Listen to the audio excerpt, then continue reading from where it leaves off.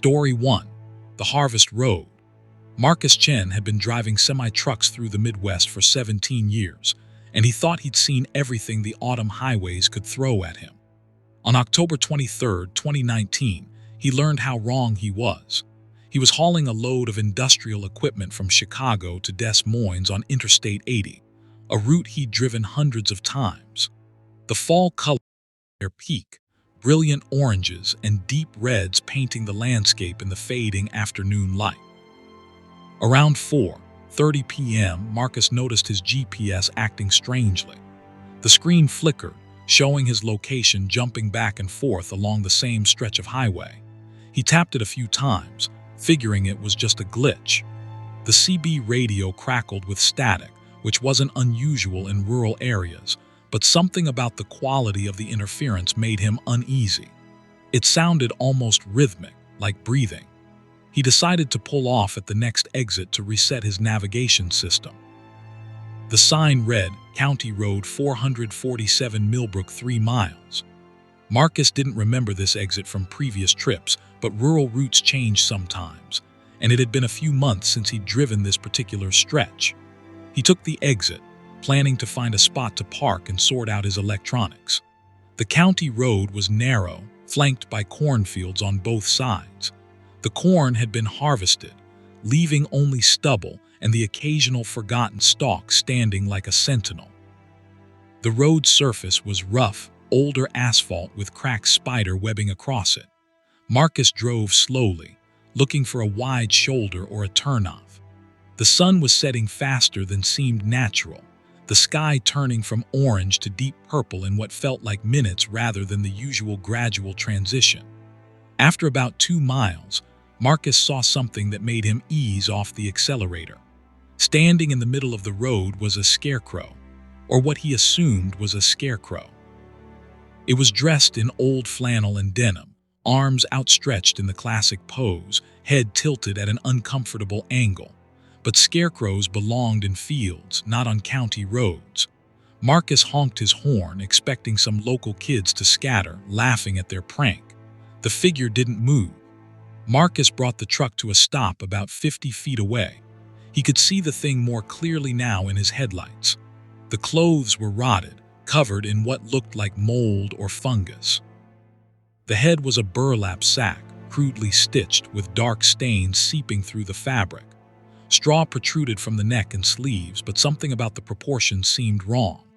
The arms were too long, hanging past where knees would be if it had legs hidden under the long coat. He grabbed his CB radio. "This is Big Bear on County Road 447. Anyone got ears on?" Nothing but static. He tried his cell phone. No signal. Marcus felt his first real twinge of concern. In 17 years, he dealt with drunk drivers, blizzards, and a tornado that had passed within a mile of him. He'd never felt the brand of wrongness that was settling into his gut right now. The scarecrow hadn't moved, but Marcus could swear it was closer than it had been. He put the truck in reverse, checking his mirrors. The road behind him was empty. He looked forward again.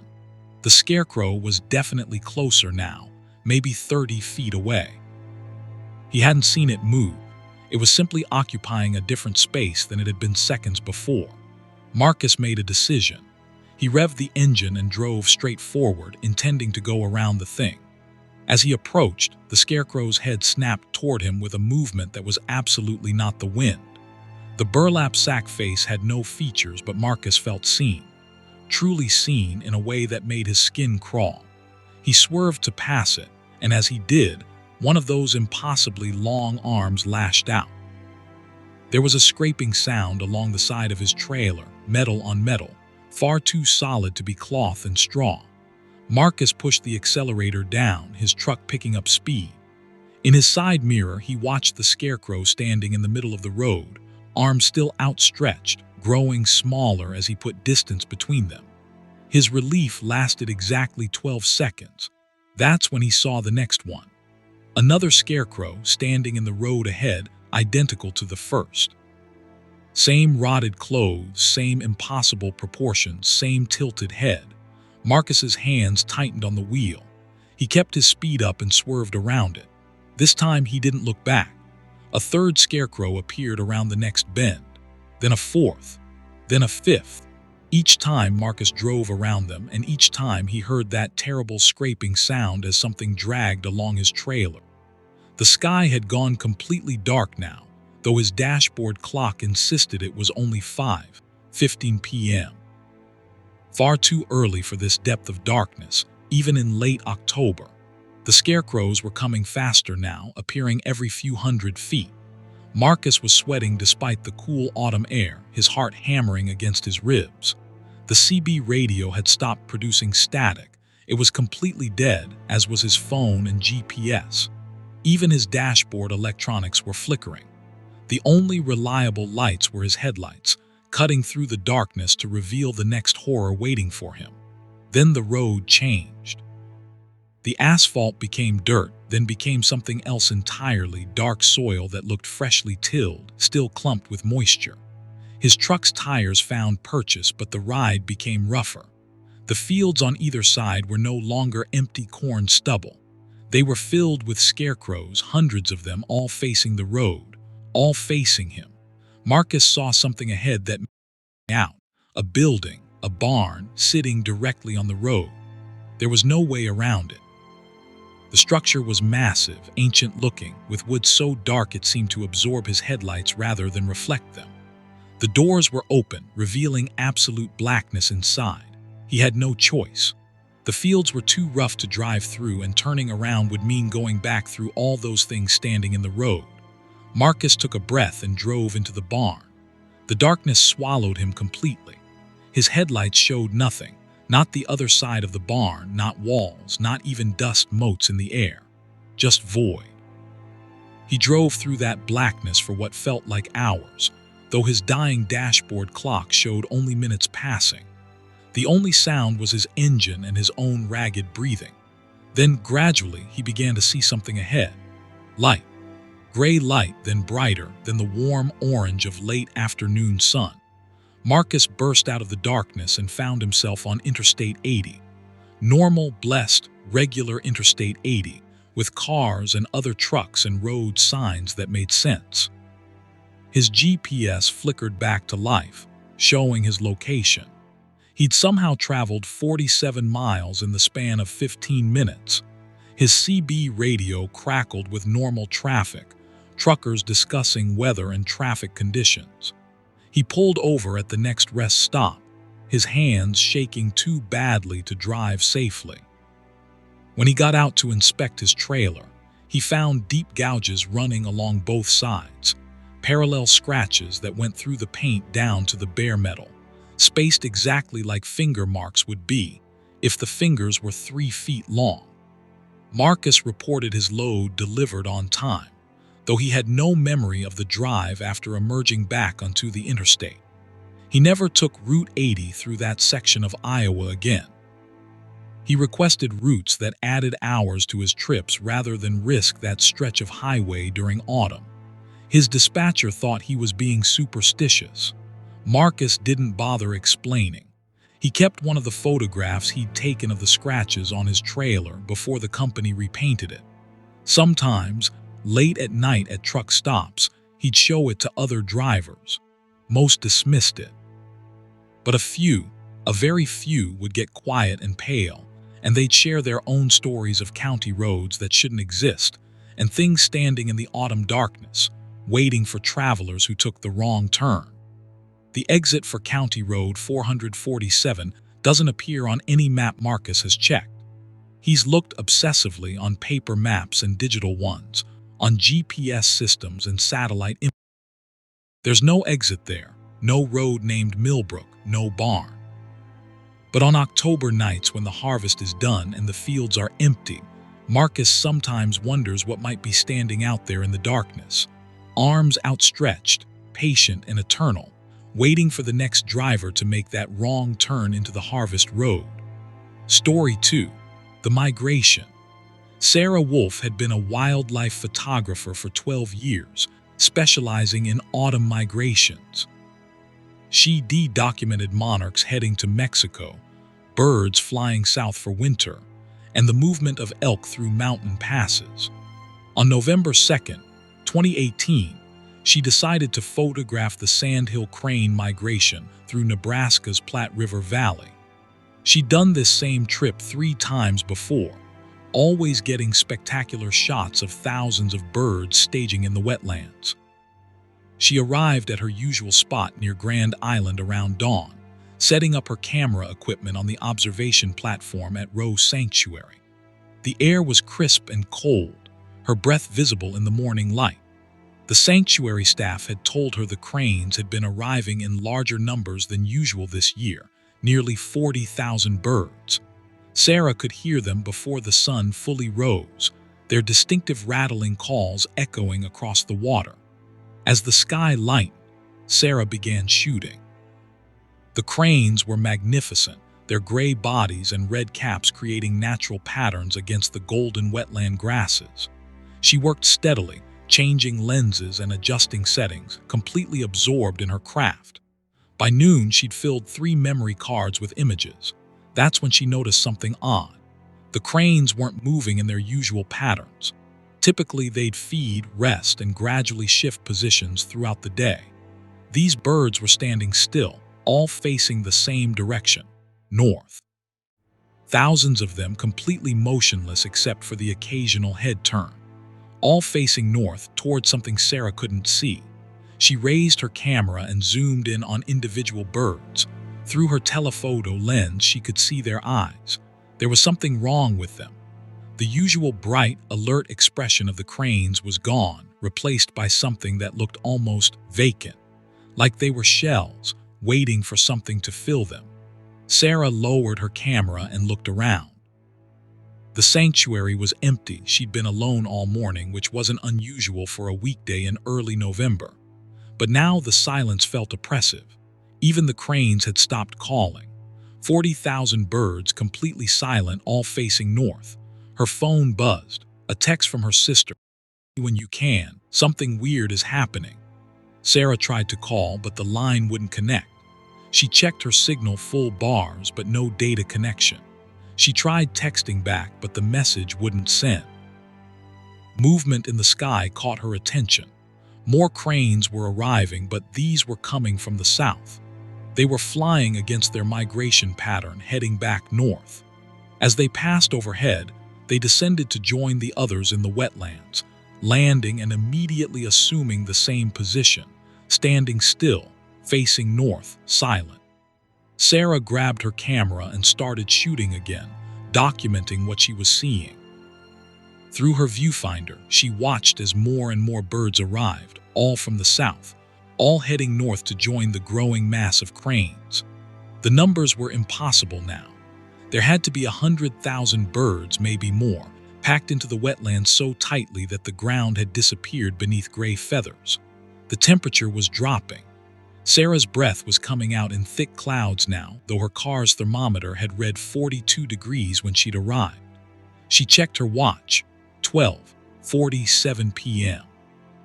The sun should be directly overhead, but it seemed dimmer somehow, like it was shining through smoke even though the sky was clear.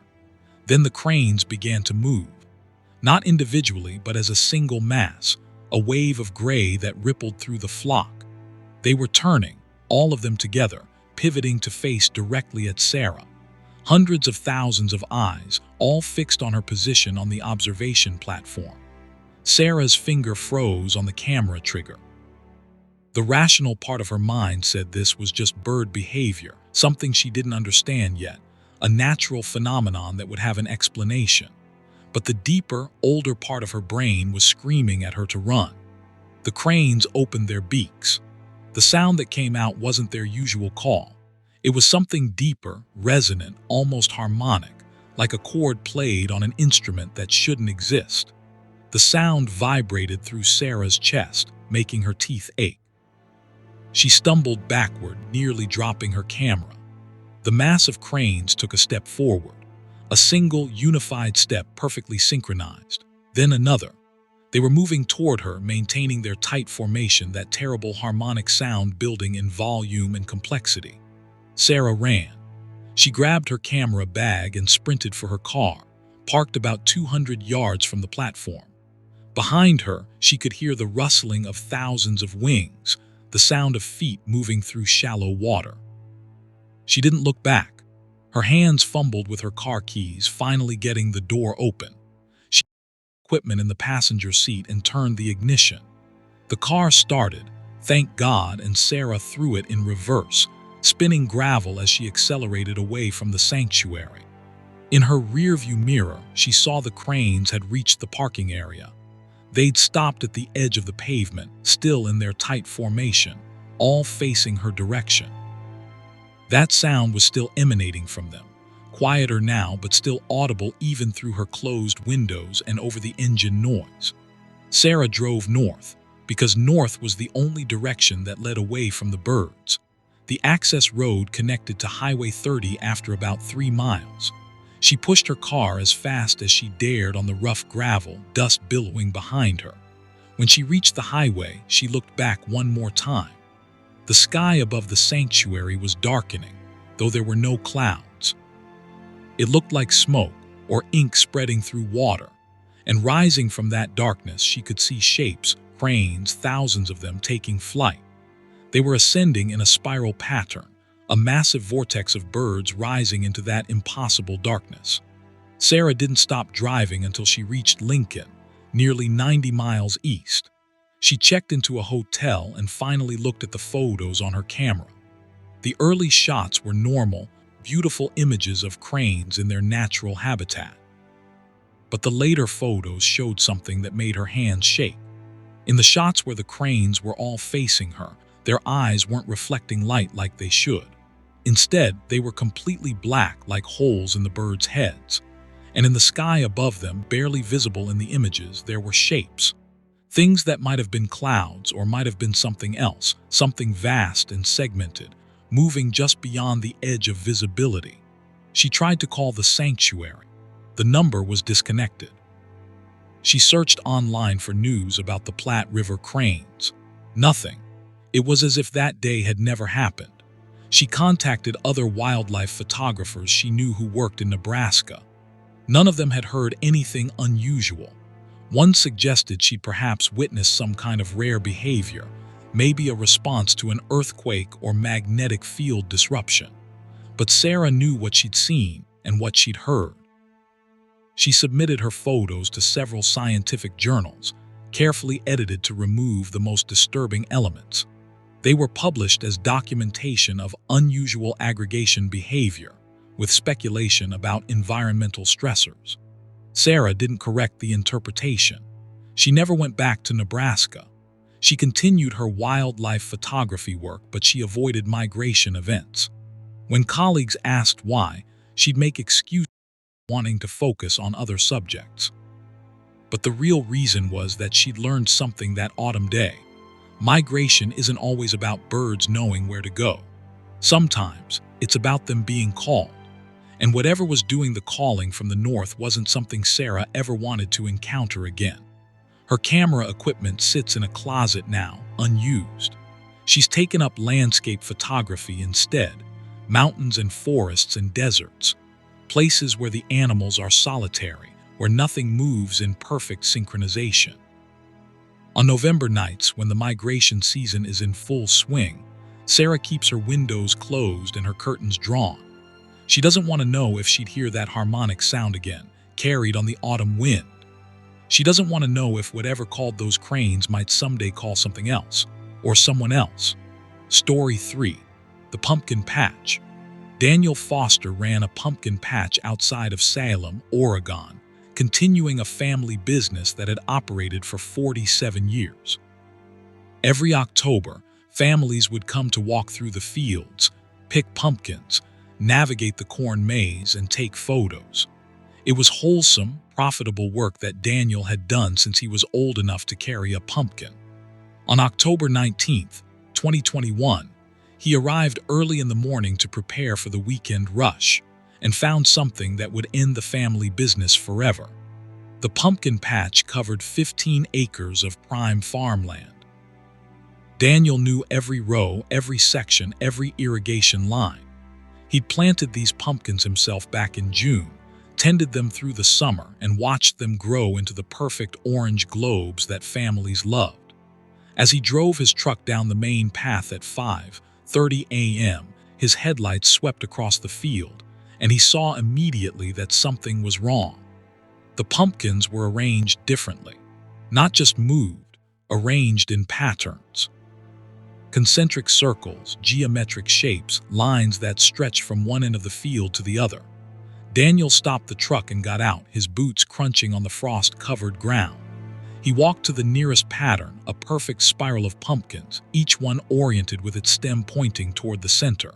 He radioed his assistant manager, Tom, who lived on the property. "You need to see this. Main field now." While he waited, Daniel walked between the rows, his flashlight picking out more patterns. Some were simple, straight lines, triangles.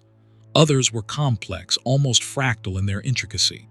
Every single pumpkin in the 15-acre field had been moved from where it had grown, repositioned into this impossible artwork. Tom arrived on his ATV, patterns, and whispered "Jesus Christ" under his breath. They spent the next hour walking the field, documenting what they found. The pumpkins hadn't been damaged. They were still perfectly ripe, still attached to sections of vine. It was as if the entire field had been reorganized with surgical precision. "Kids," Tom suggested, but his voice held no conviction. Moving this many pumpkins, Daniel estimated over 8,000, would take dozens of people working for hours, and they would have heard something. Tom's house was only 200 yards from the main field. Daniel called the sheriff's department. Deputy Ramirez arrived around 7:30 a.m., just as the sun was coming up fully. She walked the field, took photos, and admitted she'd never seen anything like it. No footprints except Daniel's and Tom's. No tire tracks, no evidence of machinery, just the patterns, precise and inexplicable. "You want to file a vandalism report?" Ramirez asked. Daniel nodded, though nothing had been damaged. What else could he do? The deputy left, promising to increase patrols in the area. Daniel and Tom spent the rest of the day moving pumpkins back to rough approximations of where they should be. They couldn't recreate the natural randomness of a pumpkin field, but they did their best. The patch opened to customers at 10 a.m. Nobody noticed anything odd about the pumpkins. Daniel didn't mention what they'd found that morning. Why scare people? The day went normally. Families came. Kids ran through the corn maze. Pumpkins were purchased. By closing time at 7 p.m., Daniel was exhausted. He and Tom secured the property and went home. Daniel's phone rang at 5:15 a.m. the next morning. It was Tom. "They're back. The patterns, they're different this time." Daniel's stomach dropped. He told Tom he'd be there in 10 minutes. The new patterns were more elaborate. The simple geometric shapes were gone, replaced by images. A tree rendered in pumpkins of different sizes. A house with windows and a door. And in the center of the field, something that made Daniel's blood run cold. A human figure lying down, arms and legs spread wide. It was at least 30 feet long, made from the largest pumpkins, detailed enough that Daniel could see fingers and facial features. Tom was standing at the edge of the field, his face pale. "I didn't sleep well," he said. "I was up around 2 a.m. I looked out my window at the field. I saw lights, Dan. Moving lights like flashlights, dozens of them moving through the rows. I thought maybe you'd called more help and forgot to tell me. I almost came out, but..." He trailed off, looking embarrassed. Daniel prompted. But the lights weren't moving like people move. They were gliding smooth, no bobbing, and they were the wrong color, orange like pumpkins. Tom laughed weakly. "I convinced myself I was seeing things, went back to bed, should have trusted my gut." They called Deputy Ramirez again. She brought her sergeant this time. Photos were taken. A report was filed. The sergeant suggested they set up cameras, maybe catch whoever was doing this. Daniel agreed, though he was beginning to doubt that cameras would show anything useful. That afternoon, they installed 6 trail cameras covering different sections of the field. Motion-activated, night vision capable, the same kind Daniel used to monitor for deer and coyotes. He felt a small measure of relief. At least they'd have answers. The patch stayed open. Daniel didn't know what else to do. This was his busiest month of the year. Families still came, still picked pumpkins, still enjoyed the corn maze. Nobody else seemed to notice anything wrong. Daniel found himself watching the customers, looking for anyone who seemed suspicious, anyone who might be behind this. He saw nothing but happy families. That night, Daniel didn't go home. He parked his truck at the edge of the property and waited, watching the field through binoculars. Tom stayed at his house, also watching. They were in radio contact. At 1:47 a.m., Tom's voice crackled through. "Dan, the lights are back." Daniel raised his binoculars. At first, he saw nothing. Then gradually, he perceived them, orange glows, dozens of them scattered across the field. They were moving, weaving between the rows. Tom was right. They didn't move like flashlights. They glided, smooth and purposeful. Daniel started his truck and drove toward the field, his headlights on full. As soon as his beams hit the area where he'd seen the orange lights, they vanished, completely. He drove into the field, following the paths between the rows, searching. Nothing. No people, no lights, no evidence of anyone being there. He met Tom in the center of the field. They stood back to back, scanning the darkness beyond Daniel's headlights. The night was utterly silent. No insects, no birds, no distant traffic sounds. Just silence and darkness and the smell of pumpkins. "There," Tom whispered, pointing. At the edge of the headlight beams, where light faded into darkness, something was standing. A figure, tall and motionless. As they watched, it began to move, not walking, but gliding backward, retreating into the darkness. Then another figure appeared, and another. 6 of them, standing in a line at the edge of visibility. Daniel hit his truck's high beams and drove forward. The figures didn't flee. They stood there. The truck approached. Daniel got within 20 feet before he could see them clearly, and his breath caught in his chest. They were scarecrows. At least, that's what his brain tried to tell him they were. But these weren't the friendly harvest decorations Daniel had set up around the patch. These were tall, impossibly tall, 7 or 8 feet at least. Their heads were pumpkins, not carved, but somehow hollowed, with irregular holes that might have been eyes and mouths. Orange light glowed from inside those holes, flickering like candle flames. The bodies were made from vines, thick ones, woven together into roughly humanoid shapes. Arms that were too long, legs that bent in too many places. As Daniel watched, frozen behind his steering wheel, one of them raised an arm. The gesture was slow, deliberate. It was pointing, not at Daniel, but past him, toward the center of the field. Daniel looked where it pointed. More of them were there, dozens of pumpkin-headed figures surrounding a central area. They were standing around the pattern they'd created, the image of the human figure lying spread eagle. Except now there was something on the pattern, something dark and irregular that hadn't been there before. Tom was backing away, his radio forgotten, his face a mask of primal terror. Daniel wanted to run too, wanted to drive away and never come back. But he was the owner. This was his land, his responsibility.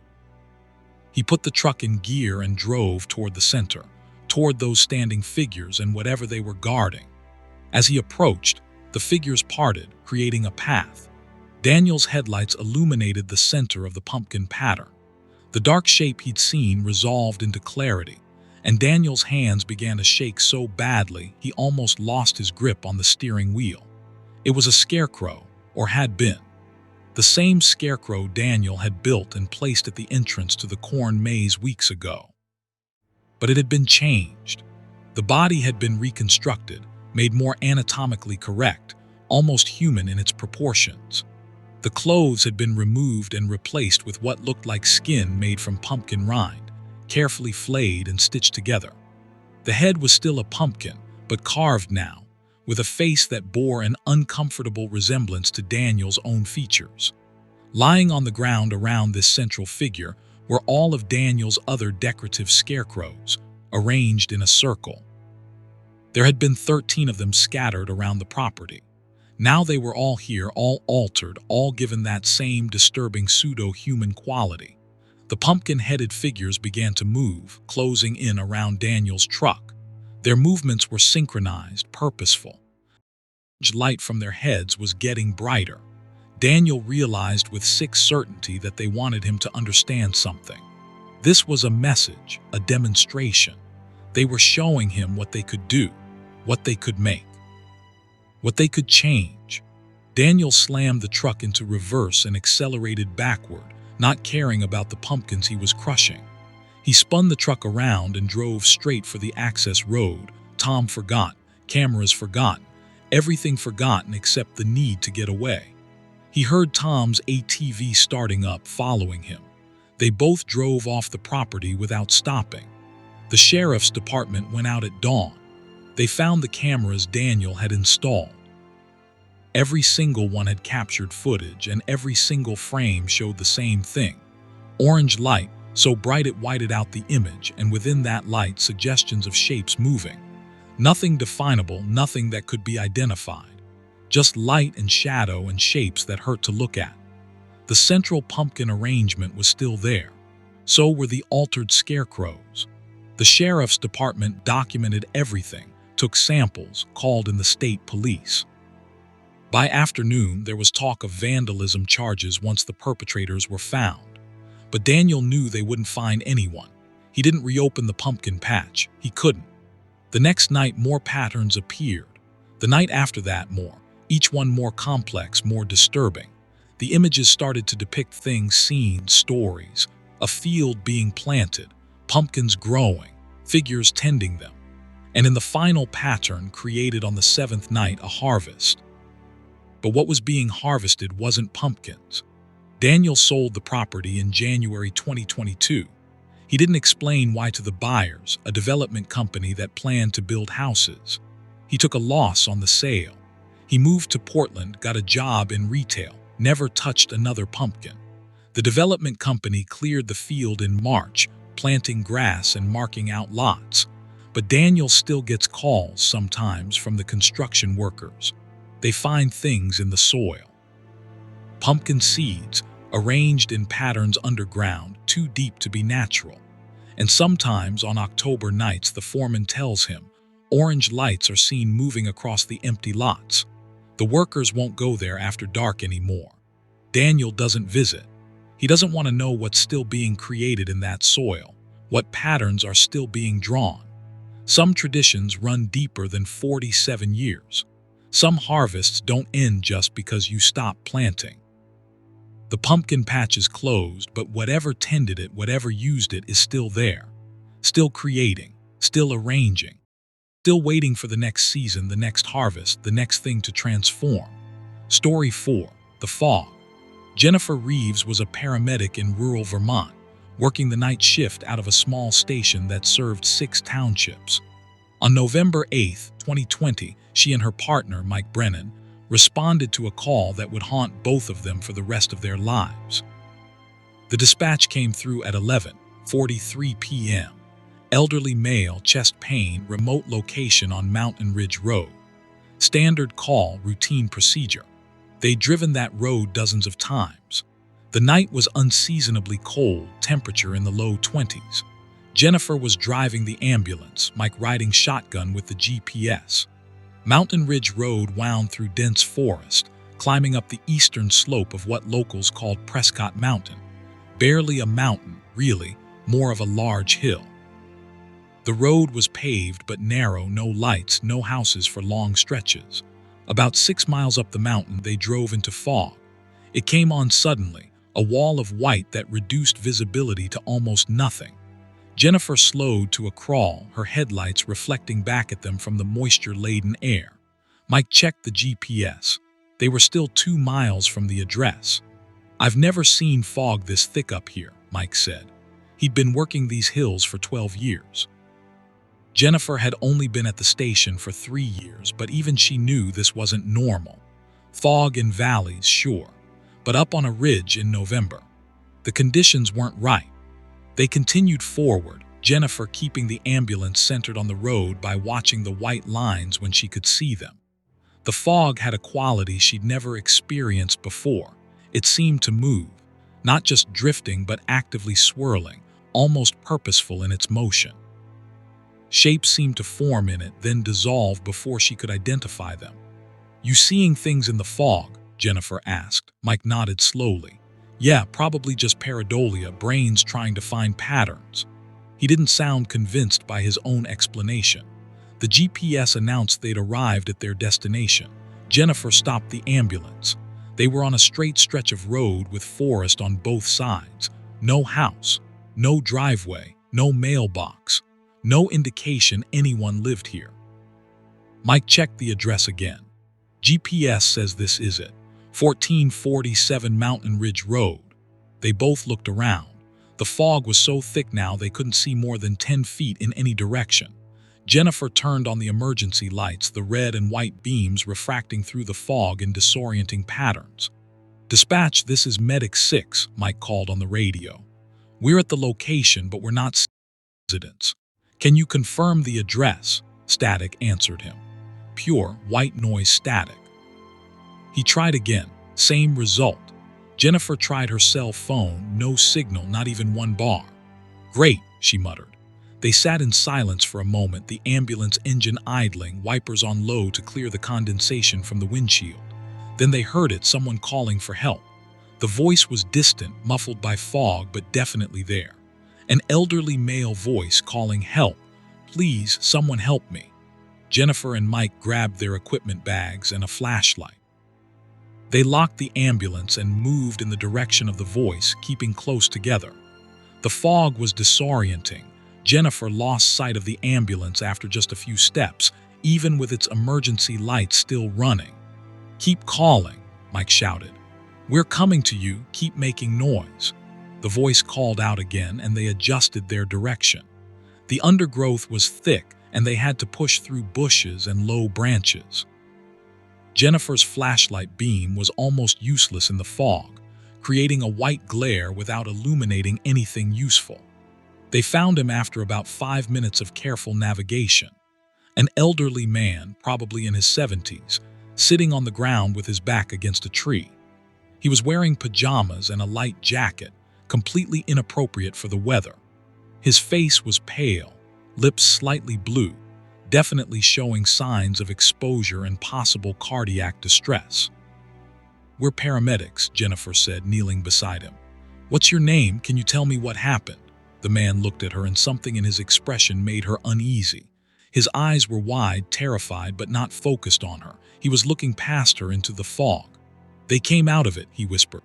"Out of the white. They took Martha. They took my wife. They said I was too old, not useful. They left me here." His words were coming fast, panicked. Mike was checking his pulse, getting vitals.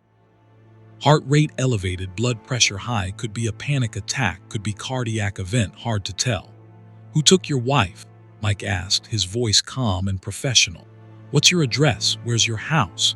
The man didn't answer the questions. He grabbed Jennifer's arm with surprising strength. "We need to go, now, before they come back. They walk in the fog. You can't see them until they're right on you." He was trying to stand up, fighting against Jennifer's attempts to keep him still. A sound cut through the fog, a long, low note like a horn, but deeper, more resonant. It seemed to come from all directions at once. The elderly man whimpered and curled into himself. "They're coming. Oh God, they're coming back." Jennifer and Mike exchanged glances. Protocol said to get the patient to the ambulance, stabilized, figure out the rest later. But neither of them was certain which direction the ambulance was anymore. The fog had turned everything around. Mike pulled out a compass. The needle spun lazily, never settling on a direction. He tapped it, shook it. The needle continued its aimless rotation. "That's not good," he said quietly. Another sound in the fog, footsteps. Heavy, deliberate, but with an odd rhythm. Step, step, drag, step, step, drag, multiple sources surrounding them. Jennifer turned her flashlight toward the sound. The beam penetrated maybe 8 feet before being swallowed by white. Something moved at the edge of visibility, a dark shape that was there and then was. "We need to move," Mike said. "Now, any direction is better than sitting here." He helped the elderly man to his feet. Jennifer took one arm, Mike took the other, and they started moving. Jennifer tried to retrace their steps, looking for broken branches or disturbed leaves, anything to indicate the path they'd taken. but the forest floor looked untouched, as if they'd never passed through. The footstep sounds were getting closer. Step, step, drag. Step, step, drag. And now Jennifer could hear breathing, wet, labored, like something with damaged lungs trying to pull in air. The elderly man was crying softly, a continuous stream of no, no, no, please no. They stumbled into a clearing. At least the trees thinned out and the ground became more level. In the center of the clearing was a structure. Not a house, but a barn, old and weathered, listing slightly to one side. Pale light showed through gaps in the walls. "Should we?" Jennifer started to ask, but Mike was already moving toward it. Anything was better than being exposed in the fog. They half-carried the elderly man to the barn and pushed through the door. Inside was wrong, completely wrong. The space was far larger than the exterior had suggested, stretching back into darkness that their flashlights couldn't penetrate. The walls were covered in marks, scratches, words, symbols. Some looked recent, others weathered and old. And hanging from the rafters were things. Objects. Jennifer's mind tried to categorize them as farm equipment, but the shapes were wrong. Too organic, too deliberate. The elderly man was shaking his head violently. "No, no, not here. This is where they brought Martha. This is where they changed her. We can't be here." He was trying to pull away, back toward the door. The breathing sound they'd heard in the fog was inside the barn with them, coming from the darkness at the far end. Step, step, drag. Something was approaching. Jennifer's flashlight caught movement, something pale and elongated, moving with that same stuttering gait. Mike made a decision. Back door, has to be a back door, come on. They ran along the wall, the elderly man between them, moving deeper into the barn despite every instinct screaming to go back the way they came. Jennifer's flashlight swept across the walls, looking for an exit. She saw more marks, more symbols, and photographs. Dozens of them pinned to the wooden walls. Black and white photos of people, just people standing in groups, smiling at the camera, but something was off about them. Their proportions were slightly wrong, their postures too stiff, their smiles too wide. They found a door at the back of the barn. Mike threw it open and they burst through into fog, still fog, but ahead through the white, Jennifer saw lights, red and white lights. The ambulance. They ran. The elderly man found reserves of energy Jennifer wouldn't have believed he had. Behind them, that wet breathing was getting louder, and the step-step drag was accelerating. Jennifer didn't look back. She learned in training never to look back when you should be running forward. They reached the ambulance. Mike got the patient in back while Jennifer jumped in the driver's seat. She started the engine and accelerated before Mike even had the back doors closed. The ambulance fishtailed on the narrow road, but Jennifer corrected and kept accelerating. The fog was thinning. Or they were driving out of it. Please let them be driving out of it. After 2 miles, they burst free. Clear night, stars visible, normal November darkness. Jennifer didn't slow down until they reached the main highway. Mike was in back with the patient, getting an IV started, hooking up monitors. The man's vitals were stabilizing, but he was unresponsive now, staring at nothing. They radioed dispatch. The radio worked fine now. Dispatch confirmed the address was wrong, a transcription error. The actual call had been from a different road entirely. The real patient had been picked up by another ambulance. There had never been a call to Mountain Ridge Road. "Then who is this?" Jennifer asked, looking at the elderly man they'd found. Dispatch had no answer. At the hospital, they turned him over to the ER. He never spoke again, never responded to questions. Fingerprints came back with no matches. No missing persons report matched his description. The hospital listed him as John Doe, probable Alzheimer's, and placed him in a long-term care facility. Jennifer and Mike wrote up their report, including everything they'd experienced. Their supervisor read it, sighed, and filed it without comment. 2 weeks later, Jennifer requested a transfer to a different station. Mike put in for retirement, even though he was only 48. Neither of them Mountain Ridge Road again, and when they occasionally meet for coffee, they don't talk about that night. But Jennifer still dreams about the barn sometimes, about the photographs on the walls. Because in those dreams, she looks closely at the photos and she recognizes faces. People from the area, people she's treated, people she knows. All of them with those same wrong proportions, those same too wide smiles. All of them standing in groups like they're waiting, like they've been invited to something. And in the dreams, she's standing with them, and the photographer is getting ready to take another picture. And someone behind her is breathing that wet, labored breath, and she can't turn around to see what it is. She can never turn around. The fog won't let her. Story 5. The Orchard. Raymond Park owned a small apple orchard in upstate New York, 40 acres of heritage trees that had been in his family for 3 generations. The orchard specialized in heirloom varieties, pippins, russets, gravensteins, apples you couldn't find in supermarkets. Every autumn, Raymond would open the orchard for pick-your-own weekends, and locals would come to harvest fruit and buy cider from the press house. It was honest work that Raymond loved. On October 31st, 2019, Halloween night, Raymond learned that his orchard was growing something other than apples. He'd stayed late to clean up after the last customers of the season. By 8 p.m., the orchard was empty, the parking lot cleared, the press house secured. Raymond did a final walk through the rows, checking for dropped baskets or trash. The night was cold and clear, a perfect harvest moon rising over the eastern hills. Raymond loved walking the orchard at night. The trees looked different in moonlight, their gnarled branches creating intricate shadow patterns on the grass. He'd walked these rows since he was a child, knew every tree individually. His grandfather had planted the oldest ones back in 1947, and Raymond had maintained them ever since taking over the property. He was in the northern section, the oldest part of the orchard, when he noticed the smell. Sweet and rotten at the same time, like fermented fruit, but with an undertone of something else. Something organic and wrong. Raymond followed the smell to a gravenstein tree, one of the oldest on the property. The tree was heavy with fruit, unusually heavy. The branches were bending under the weight, some nearly touching the ground. Raymond approached with his flashlight and saw immediately that something was wrong. The apples were the wrong color. Gravensteins were yellow-green with red striping. These were dark, almost purple-black, and they were the wrong size. Large, softball-sized, hanging in clusters that shouldn't be possible on an apple tree. He reached out and touched one. The skin was warm. Apple skin should be cool, even on a warm day, and this was a cold October night. But this fruit was warm, almost body temperature. Raymond pulled his hand back.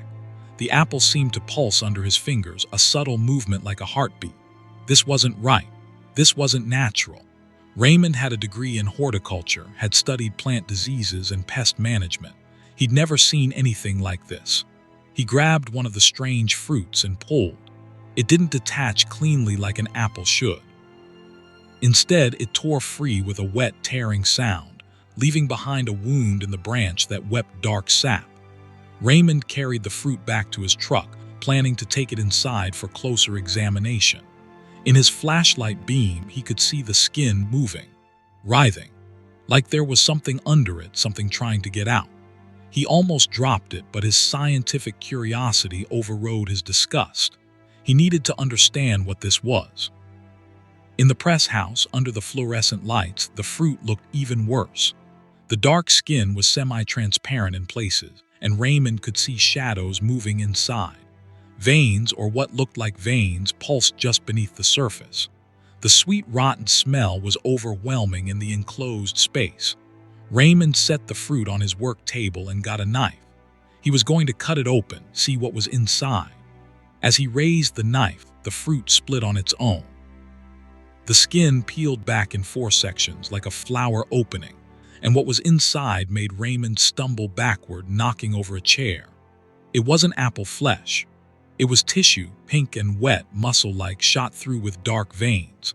And in the center, embedded like a seed, was something that looked disturbingly like a small, malformed hand. Fingers, thumb, palm. Too small to be human, but undeniably hand-shaped. Raymond's rational mind was screaming at him that this had to be a mutation, some kind of growth abnormality caused by pesticide or disease. But he knew his orchard. He knew every chemical that went on these trees, every organic compound, every fertilizer. Nothing could cause this. He left the thing on the table and went back outside, taking bolt cutters from his shed. If one tree was infected, he needed to remove it before whatever this was spread.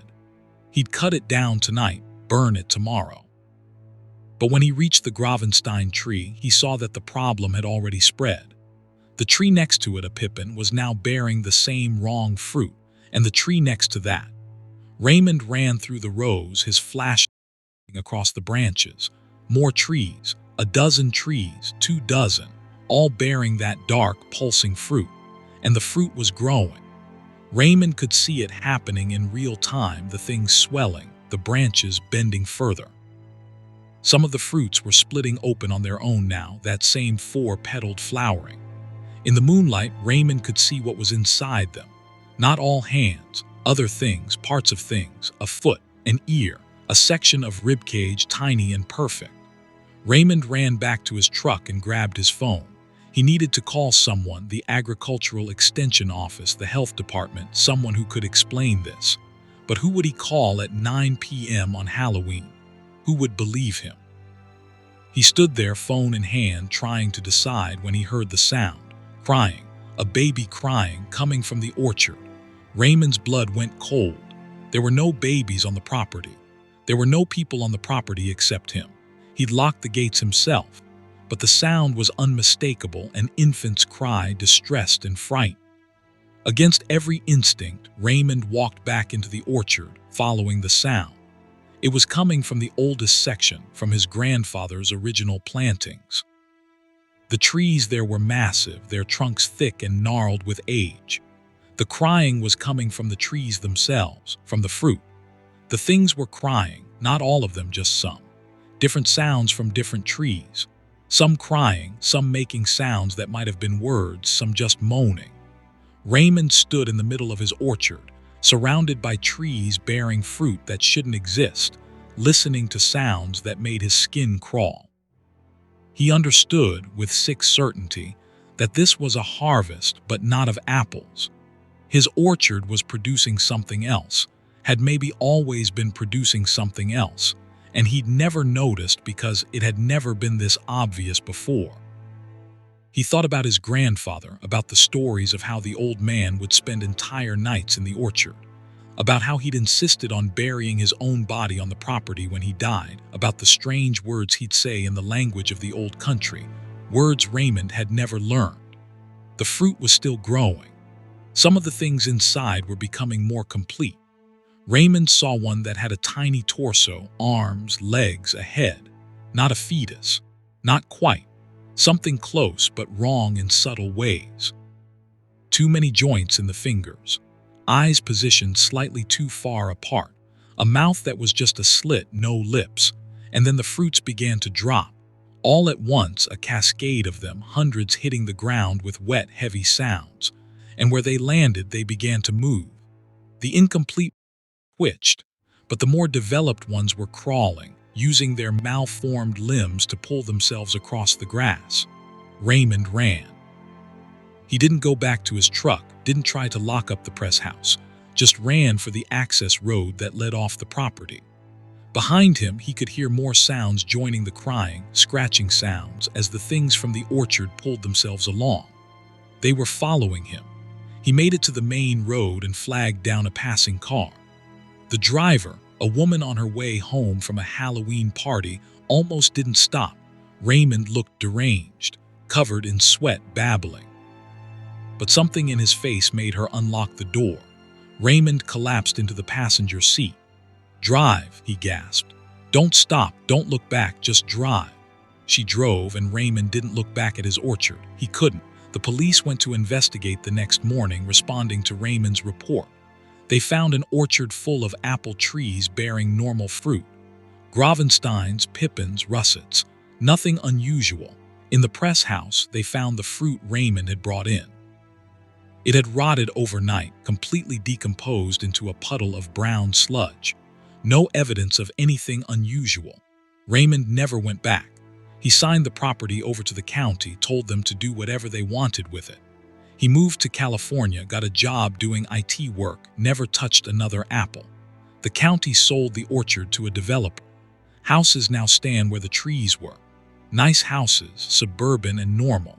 But Raymond still gets calls sometimes from the people who live there. They want to know about the previous owner, about the history of the property. They want to know why their children won't play in the backyards, why their dogs bark at certain spots in the lawn, why on certain October nights they can hear crying coming from beneath the ground. Raymond never answers these questions. He just hangs up. He knows what's underneath those houses, what root system is still down there, what his grandfather planted all those years ago. The orchard is gone, but the harvest continues. It will always continue. Some trees grow deep. Story 6. The Festival. Carla Martinez had been documenting small-town autumn festivals for a photography book she was working on. She traveled through 6 states, capturing images of harvest celebrations, Halloween parades, and community gatherings. On November 5, 2017, she drove into a town called Ashford Mills, population 847, tucked into the mountains of West Virginia. The town wasn't on her original list, but she'd seen a hand-painted sign advertising their annual autumn festival today and tomorrow only. It seemed perfect for her project. Ashford Mills was picturesque in that calculated way some small towns cultivate for tourists. Main Street had preserved Victorian storefronts, American flags hanging from antique lamp posts, flower boxes still showing the last of the season's mums. Carla parked near the town square, where the festival was centered. The square was decorated extensively. Hay bales, corn stalks, pumpkins arranged in artistic displays. A small stage had been erected, currently empty but clearly prepared for performances. Craft vendor booths lined the perimeter, selling the usual festival fare: handmade quilts, local honey, wooden toys, autumn wreaths. What struck Carla immediately was the attendance. There were perhaps 30 people in the square, maybe fewer. For a town of 847, celebrating what they advertised as their main autumn event, that seemed incredibly low. Carla had been to festivals in towns half this size that drew hundreds. The people who were present had a strange quality about them. They moved slowly, deliberately, and they all seemed to be watching her.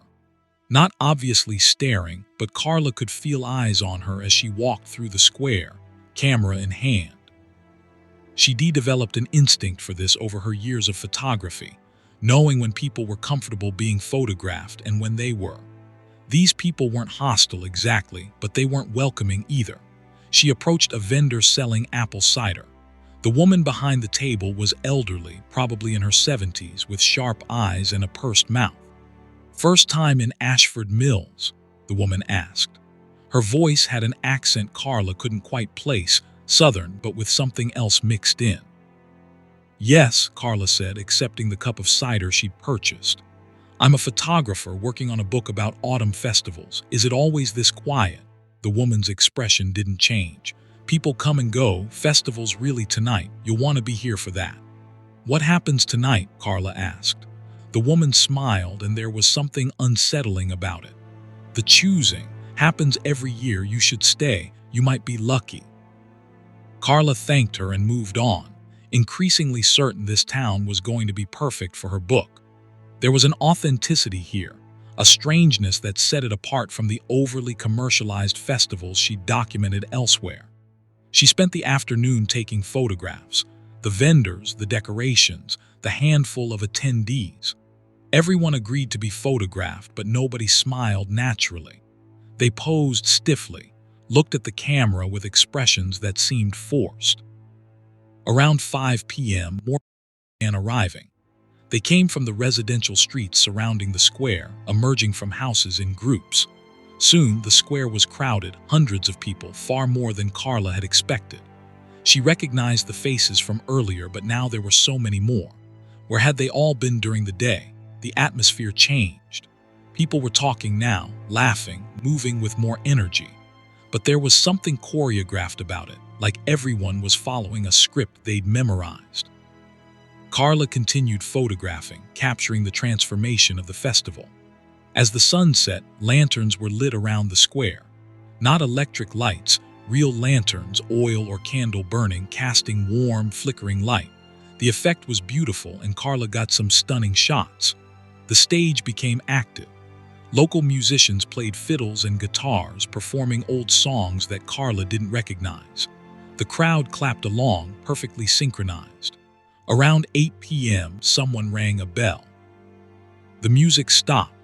The crowd fell silent and turned toward the stage. An elderly man climbed up, the oldest person Carla had seen, probably in his 90s, moving with a cane.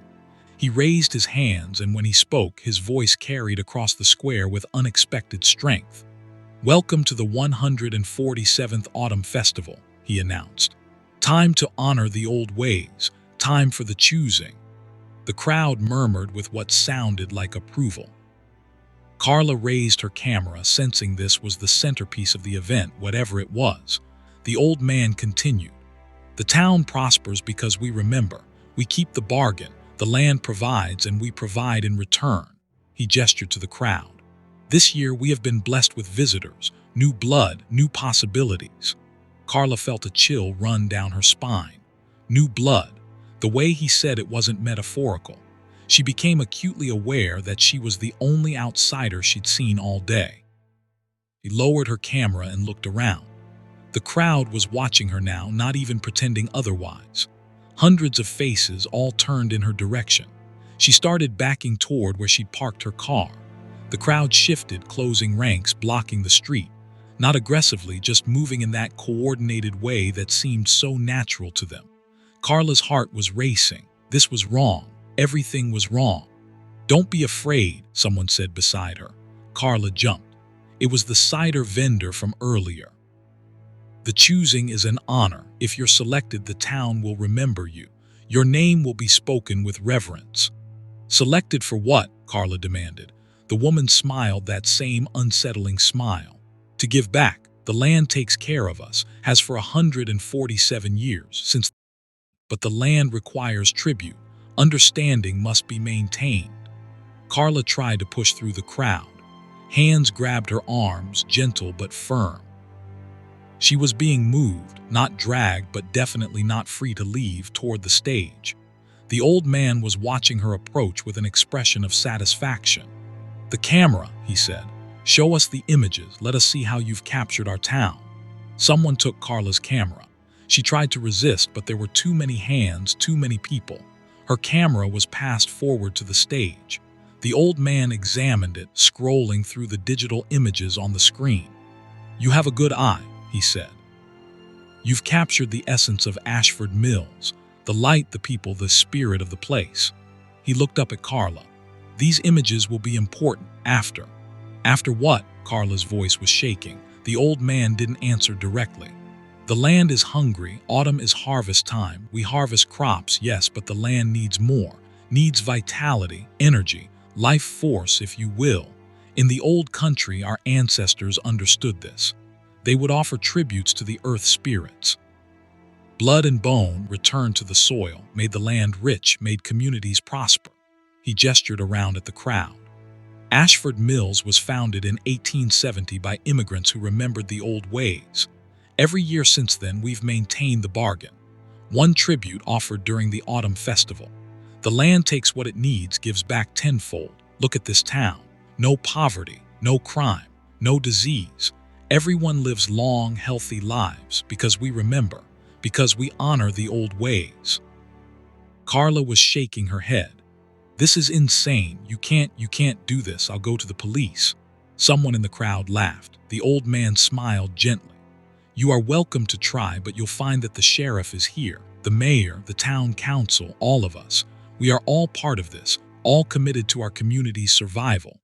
The crowd began to move, a slow procession away from the square and toward the edge of town. Carla was carried along with them, still held firmly but not roughly. They were walking into the forest, following a trail lit by lanterns. Carla tried to memorize landmarks, tried to plan escape routes, but the forest was dark and dense, and she had no idea which direction led back to her car. They reached a clearing after about 20 minutes of walking. In the center was a well, an old stone well, circular, maybe 4 feet in diameter. The crowd formed a ring around it. Carla was brought to the edge and made to look down. The interior was utterly black. She could hear water far below, or what she thought was water, a rushing, gurgling sound. The well was old, the old man explained. Older than our town, older than the structures we built. It was here when the founders arrived. They recognized it for what it was, a mouth, a passage. The land speaks through it, feeds through it. We give our tribute here. He nodded to someone in the crowd. Carla was grabbed more firmly now, her struggles beginning in earnest. She screamed, fought, tried to break free. But there were too many of them, and they were coordinated, practiced. This wasn't their first time. They lifted her off the ground. Carla saw the black opening of the well getting closer. She could smell it now, earth and decay and something else, something ancient. The rushing sound was louder, and it didn't sound like water anymore. It sounded like breathing. Then someone in the crowd shouted, "Wait, there's another." The procession stopped. Carla was set down but still held. Through the crowd, someone was being brought forward. A man, young, early 20s, wearing hiking gear. He looked terrified. "Found him on the North Trail," someone explained. Said he was passing through, camping in the state forest, saw our festival lights and came to investigate. The old man looked between Carla and the young man. For the first time, he seemed uncertain. "2 visitors. This is unusual. We only need 1. The land doesn't require excess." The crowd murmured. Carla realized with a surge of desperate hope that this might be her chance. The old man was thinking, calculating. Finally, he raised his hand for silence. "The tradition is to choose the oldest," he said. "Wisdom and experience make the tribute more nourishing to the land, but these 2 are both young. We need another method." He reached into his coat and pulled out 2 stones, smooth river rocks, identical in size. He held them out. "Draw," he said. "1 stone is marked underneath. Whoever draws the marked stone goes free. The other—" He didn't finish the sentence. Carla looked at the young man. He was crying silently, shaking his head. She felt a strange calmness settle over her. 1 chance in 2. Better odds than she'd had moments ago. "I'll go first," she said. Her voice was steady. She reached out and took one of the stones from the old man's hand. She didn't look at it immediately, just held it. The young man took the other stone with a shaking hand. "Together," the old man said. "Turn them over together." Carla and the young man flipped their stones. Carla's was blank, smooth river rock, no marking. The young man's stone had a symbol carved into it, a spiral or maybe roots, impossible to tell in the lantern light. The young man made a sound that was part laugh, part sob. He stumbled backward away from the well into the crowd. Hands steadied him, then released him. He ran, crashing through the forest, leaving broken branches in his wake. Nobody tried to stop him. Carla stood at the edge of the well, the blank stone still in her hand. The old man looked at her with something that might have been sympathy. "I'm sorry, the land has chosen, but you will be remembered. Your photographs will be displayed in our town hall. Your name will be added to the list of benefactors. You will, in a sense, live forever in Ashford Mills." The crowd moved forward. Carla didn't struggle this time. There was no point. She was lifted again, held over the black opening. The breathing sound from below was getting louder, excited. She looked up one last time at the night sky, visible through the forest canopy. Stars, beautiful and cold and indifferent. Then she was falling. The darkness swallowed her. She fell for longer than should have been possible, long enough to think about her life, her photography, her family. Long enough to understand that the well wasn't just deep. It went somewhere else, somewhere the normal rules of space and gravity didn't apply. She landed not in water, but in something soft and wet and warm. It shifted around her, and she realized with horror that it was moving on its own, that it was reaching for her, pulling her deeper. She tried to scream, but the substance flowed into her mouth, down her throat, filling her lungs. And then the pain stopped. Everything stopped. Carla felt herself dissolving, becoming part of the mass, her consciousness dimming but not quite gone. She was aware, in a distant way, of others around her, other tributes from other years, all dissolved into this collective, this thing that lived beneath Ashford Mills and fed the land above. She understood, finally, why the town prospered. The energy had to come from somewhere. The land didn't give freely, it traded. Life force for abundance. The old ways weren't metaphor, they were transaction. Carla Martinez's car was found a week later by state police, parked near Ashford Mills Town Square. Her belongings were in the trunk, but her camera was missing. She was listed as a missing person, presumed to have gotten lost hiking in the state forest. The search was called off after 2 weeks. In Ashford Mills Town Hall, there's a new photograph on the wall in the main room. It shows the town square during the autumn festival, lit by lanterns, full of smiling people. The photograph is credited to Carla Martinez with dates of birth and disappearance. Below it, a small plaque reads, "Benefactor, remembered with gratitude." The festival happens every year. Visitors are always welcome. The town prospers, the old ways continue, and deep below in the darkness beneath the well, the land feeds and grows and waits for tribute, patient and eternal and absolutely unstoppable. Story 7. The Bridge. Nathan Torres drove a delivery van for a regional courier service, covering the northern territory of Pennsylvania. He'd been doing the route for 8 years, knew every back road and shortcut. On October 27, 2016, he took a shortcut that he'd never encountered before, and which he would spend the rest of his life trying to forget. He was running behind schedule after a difficult delivery in Bradford. A business had received damaged goods and insisted on filing a complaint before accepting the shipment. By the time Nathan got back on the road, it was nearly 6 p.m., and he still had 3 stops before he could head back to the depot. The sun was setting, and the October evening was bringing that particular kind of cold that hints at the coming winter. His GPS suggested a route that would take him through Elk State Forest. Nathan knew there were logging roads through the forest that could cut significant time off the main highway route, but the GPS didn't usually suggest them. He looked at the map on his screen. It showed a road called Bridge Hollow Way cutting straight through where he needed to go. Would save him at least 30 minutes. Nathan took the turnoff. Bridge Hollow Way started as paved road, narrow but well-maintained. Trees pressed close on both sides, mostly hardwoods, their fall colors faded to browns and grays in the fading light. The road began to descend, winding down into a valley. After about 10 minutes, the pavement ended and became gravel. Nathan's van rattled over the rough surface, but he'd driven worse. His headlights were on now, cutting through the gloom. The road continued to descend, and Nathan began to feel uneasy. The decline was steeper than seemed right, and it had been going on for too long. How deep was this valley? The trees were changing. Nathan noticed it gradually. They were getting larger, older. These weren't the managed forest trees he'd seen at the start.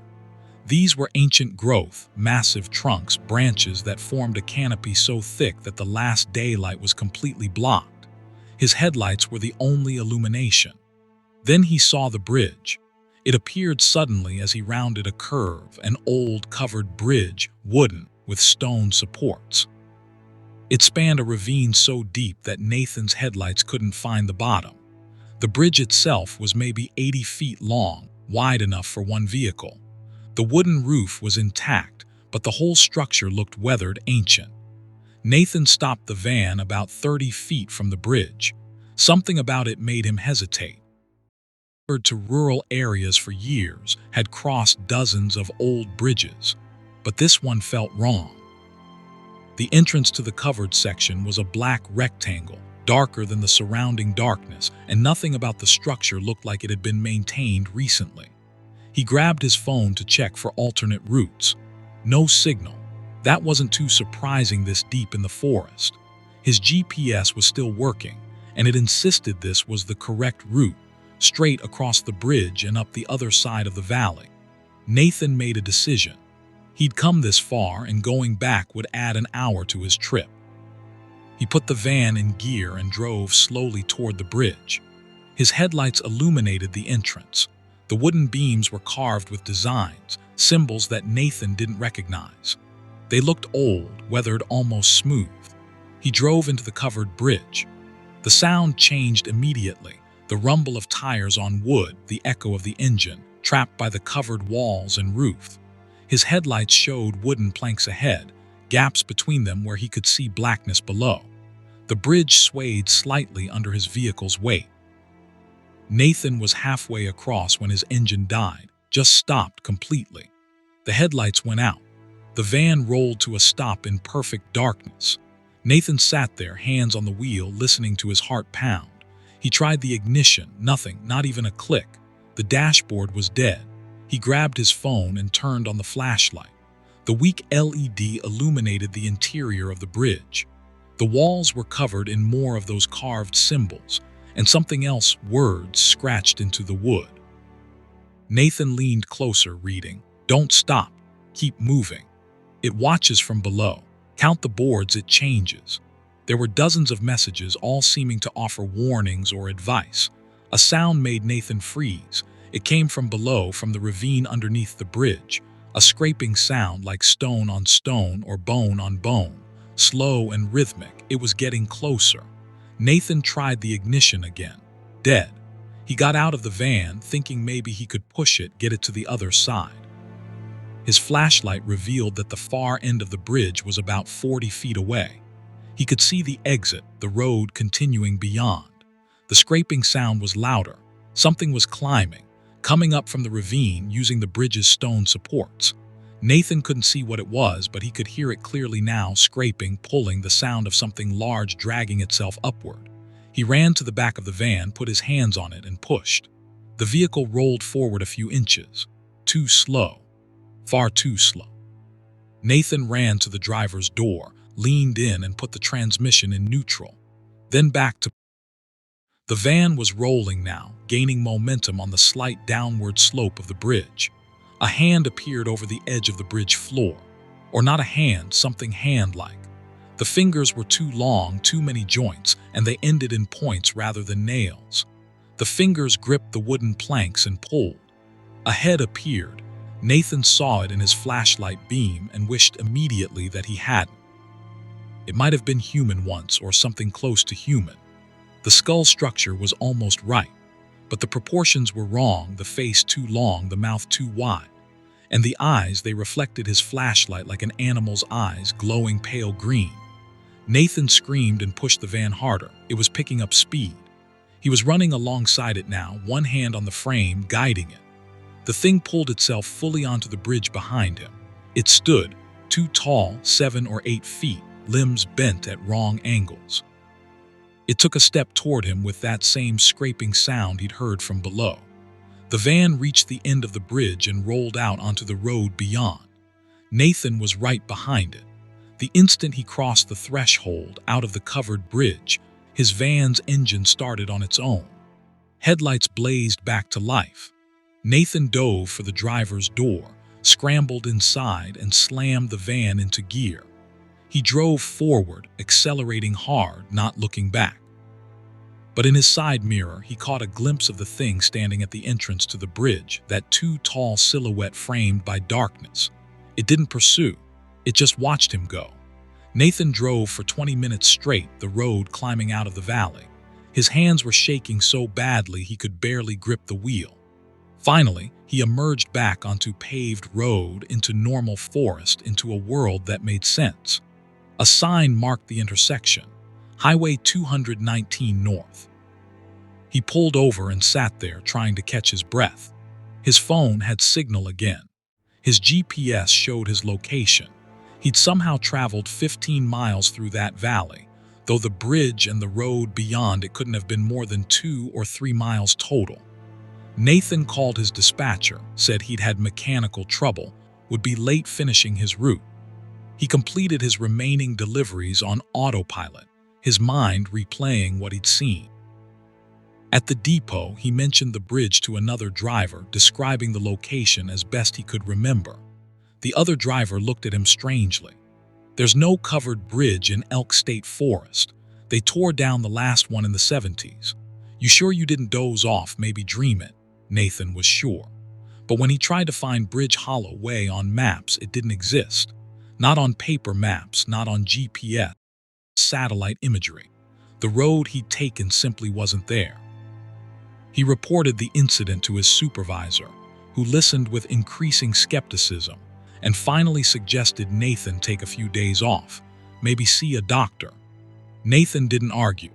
He took the time off, but he didn't see a doctor. Instead, he went to the local library and researched covered bridges in Pennsylvania. He found references to a bridge called Hammond's Crossing, built in 1847 in what was then called Devil's Hollow. The bridge had a dark history, multiple disappearances over the decades, always travelers crossing at night. In 1932, the state had closed the road and posted warnings. In 1976, they demolished the bridge entirely and rerouted the road. But the bridge in the historical photos looked exactly like what Nathan had crossed. Same design, same carved symbols on the beams. And in one photo from 1931, taken during an investigation of a missing family, there was something visible in the background. A blurry shape at the edge of the ravine, too tall and too thin to be human. Nathan requested a transfer to a different territory. His company granted it without question. They'd noticed his performance had declined since his breakdown.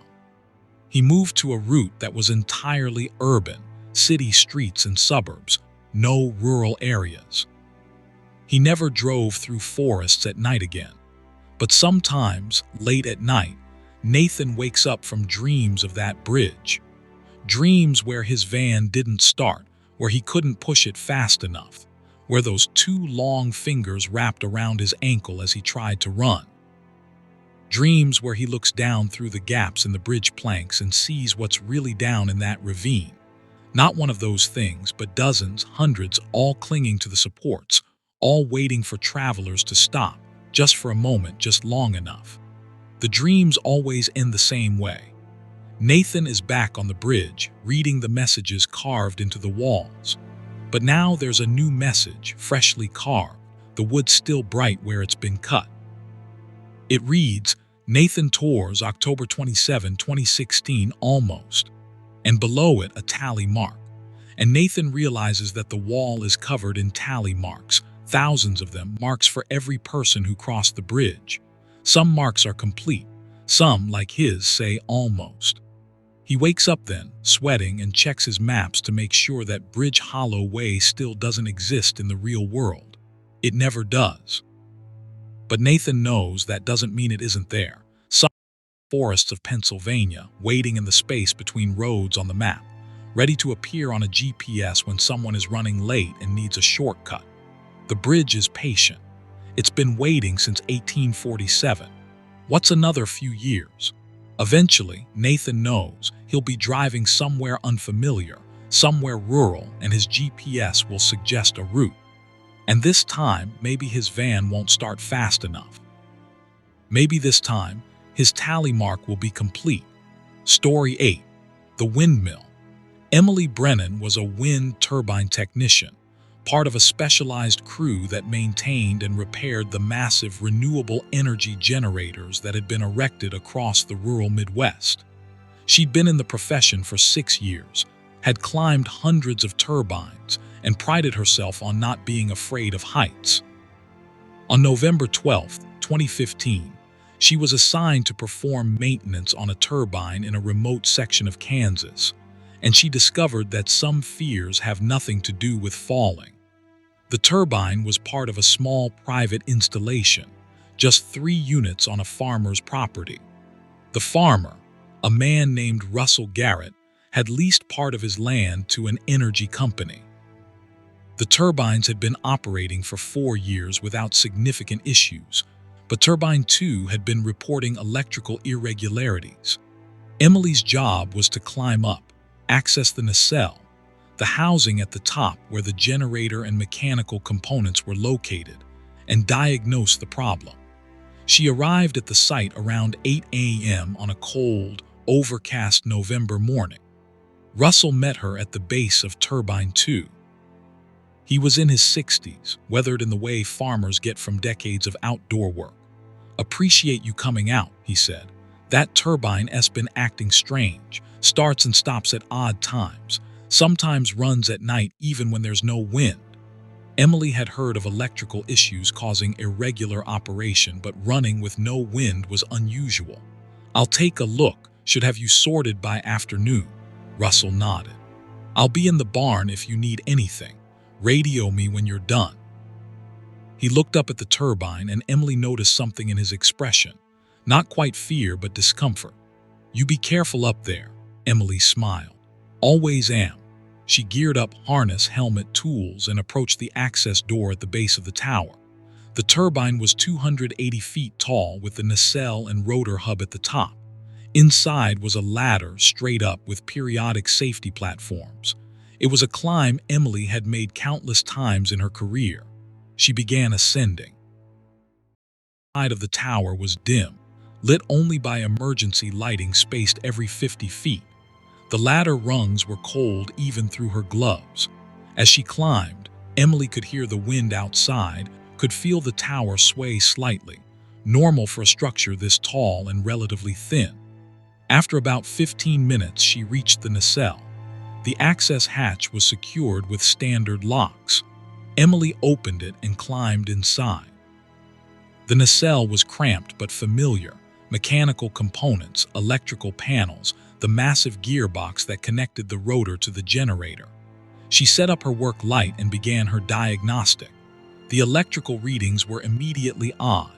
The system was showing power flow inconsistencies, surges and drops that didn't correlate with rotor speed. Emily checked the connections, looking for loose wires or corrosion. Everything looked normal physically. The problem had to be in the control systems. She accessed the computer interface, pulling up logs. The turbine had indeed been operating at strange times. Multiple instances of starting up during calm periods, running for exactly 17 minutes, then shutting down. Always 17 minutes, and always between 2 a.m. and 4 a.m. Emily was deep in the diagnostic when she heard the sound. A tapping, rhythmic and deliberate, coming from the rotor hub. The hub was the central component where the three massive blades attached to the nacelle. Emily had access to it through a small opening, a crawl space really, barely 3 feet in diameter that led to the hub's interior for maintenance. The tapping continued. Tap, tap, tap. Pause, tap, tap, tap. Emily frowned. Could be thermal expansion, metal settling in the cold. But the rhythm was too regular. She crawled to the hub access opening and shone her light inside. The interior of the hub was a cramped spherical space where the blade roots connected to the main shaft. Emily could see the 3 attachment points, the massive bolts and fittings. Everything looked secure. The tapping had stopped. Then she saw the marks. Scratches on the metal interior surface of the hub, deep gouges that hadn't been in the maintenance records. They formed patterns, spirals, or maybe words in a language Emily didn't recognize. Fresh metal showed through where the marks were deepest, meaning they were recent. Emily backed out of the hub access, her unease growing. Vandalism on a wind turbine was virtually impossible. You needed specialized equipment and climbing skills to access the nacelle, and the tower was locked. But someone or something had been inside this hub, and recently. She radioed Russell. "Hey, has anyone else been up in Turbine 2 recently?" "Maintenance crew, inspectors, anyone," Static answered her. Emily checked her radio, full battery, should be working fine. She tried again. Pure static. The tapping resumed, louder now. Definitely coming from the hub. And now Emily could hear something else, a voice, faint and distorted, seeming to echo from the hub's interior. She couldn't make out words, but the tone was clear. Someone or something was calling to her. Emily made a decision. This was above her pay grade. Whatever was going on with this turbine, it wasn't a standard mechanical issue. She gathered her tools and moved toward the access hatch to climb down. The hatch was closed. Emily knew she'd left it open. Protocol required it for ventilation. She tried to open it, locked from the outside. That was impossible.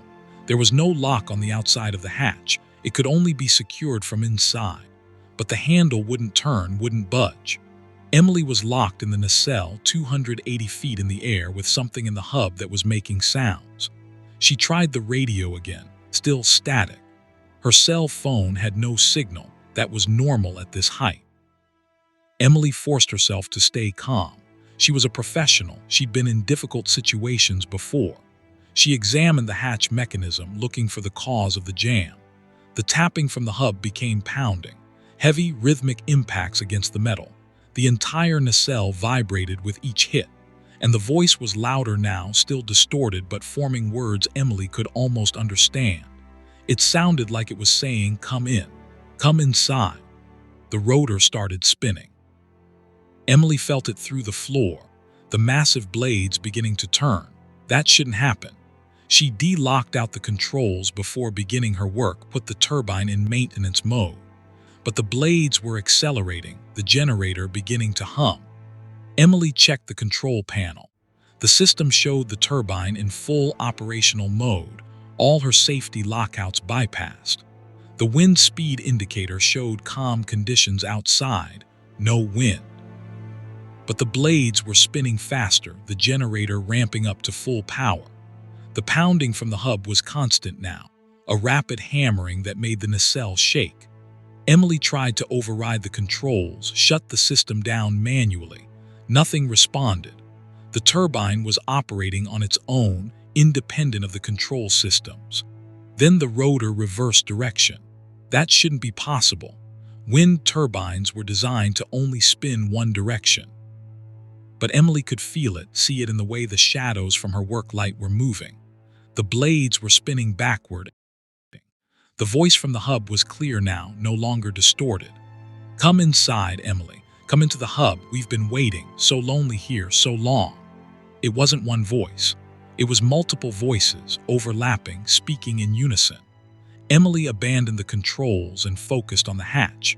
She grabbed a pry bar from her tool belt and wedged it into the seal, applying leverage.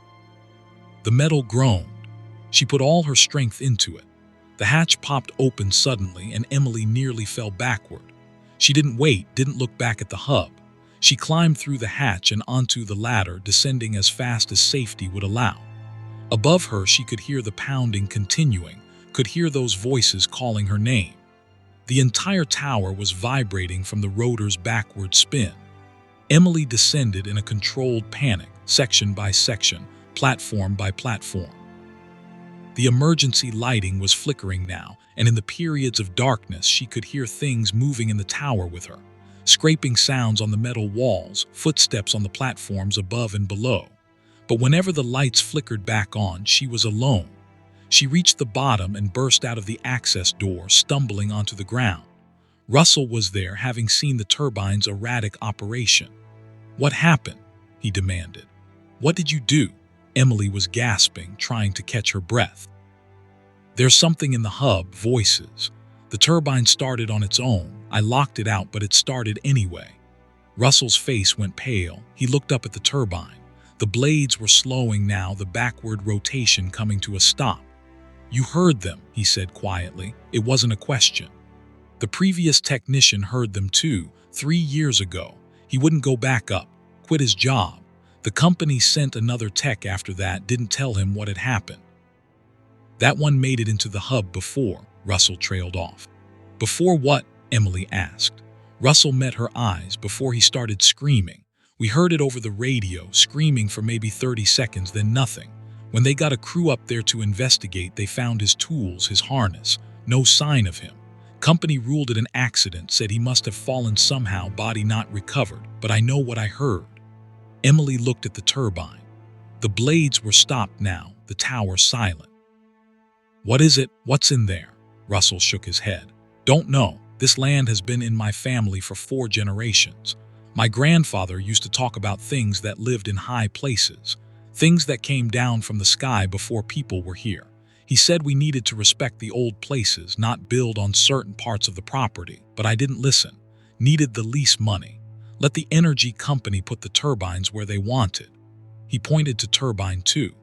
That one's foundation deeper than the others. They hit rock, had to excavate more. Found something down there, the construction crew did. Bones, but not any animal bones they recognized.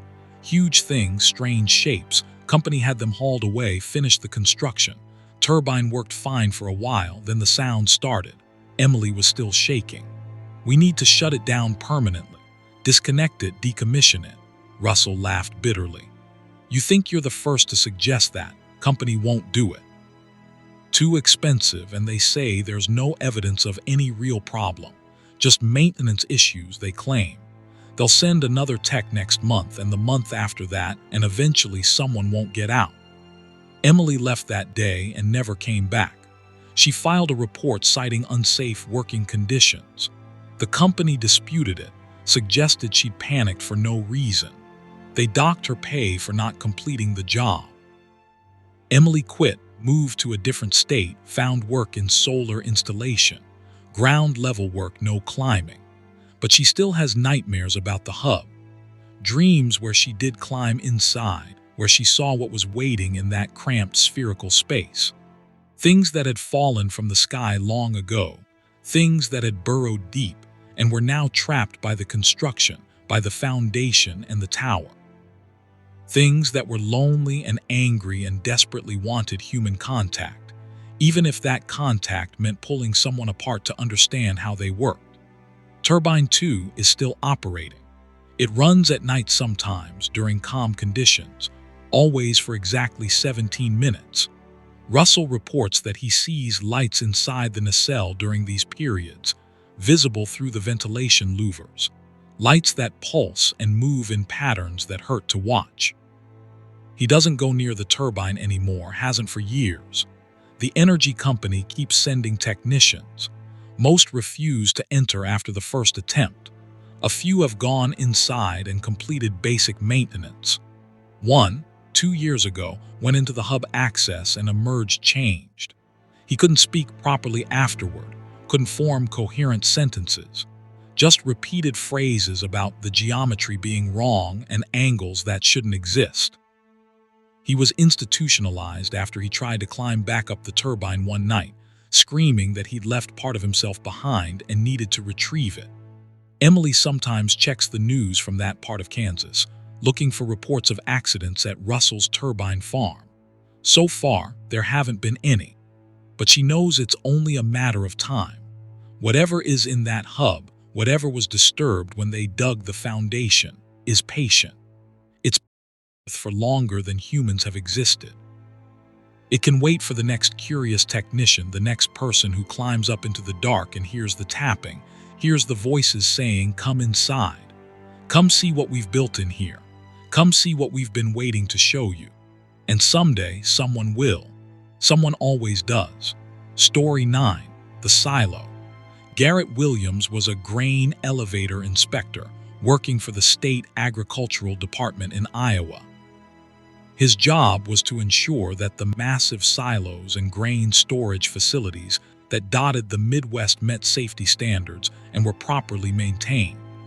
On October 14, 2018, he was assigned to inspect a facility outside the small town of Millerton, a family-owned operation that had been in continuous use since 1952. What Garrett found there would end his career and leave him with questions that no rational mind could answer. The property belonged to the Marsh family, specifically to Helen Marsh, who had run the operation since her husband's death 15 years prior. The facility consisted of 3 large concrete silos, each capable of holding 50,000 bushels of corn. Helen met Garrett in the gravel lot, her manner professional but distant. She was in her 70s, lean and weathered like most farmers Garrett encountered. "Appreciate you being punctual," Helen said. "I've got the access keys ready. Anything you need, just ask." Garrett thanked her and began his visual inspection of the exterior. The silos looked well maintained. No obvious cracks in the concrete, the access doors properly sealed. But as he circled Silo 2, the middle of the three structures, he noticed something odd. The ground around its base was discolored.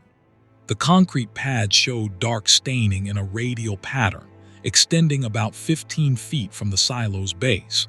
Garrett knelt and touched the discoloration. It was slightly damp, and his fingers came away with an oily residue that smelled wrong, not chemical but organic, like spoiled meat. "Mrs. Marsh," Garrett called. She walked over, her expression tightening when she saw where he was.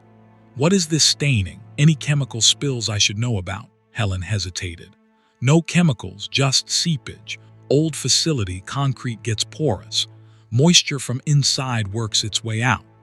Garrett wasn't convinced. Grain silos didn't typically have moisture issues that caused this kind of staining. "I'll need to inspect the interior, check the structural integrity and storage conditions." Helen's face went carefully neutral. "Is that necessary? The other two silos should give you an adequate sample." That raised a flag. "All three silos are listed on your permit. I need to inspect all of them." Helen looked like she wanted to argue but nodded. "Fine, I'll get the key." While she walked back to the office building, Garrett examined the access door to Silo 2. It was a heavy steel door with a commercial lock. Around the edge of the door, where it met the frame, the same dark residue was present, dried and crusty.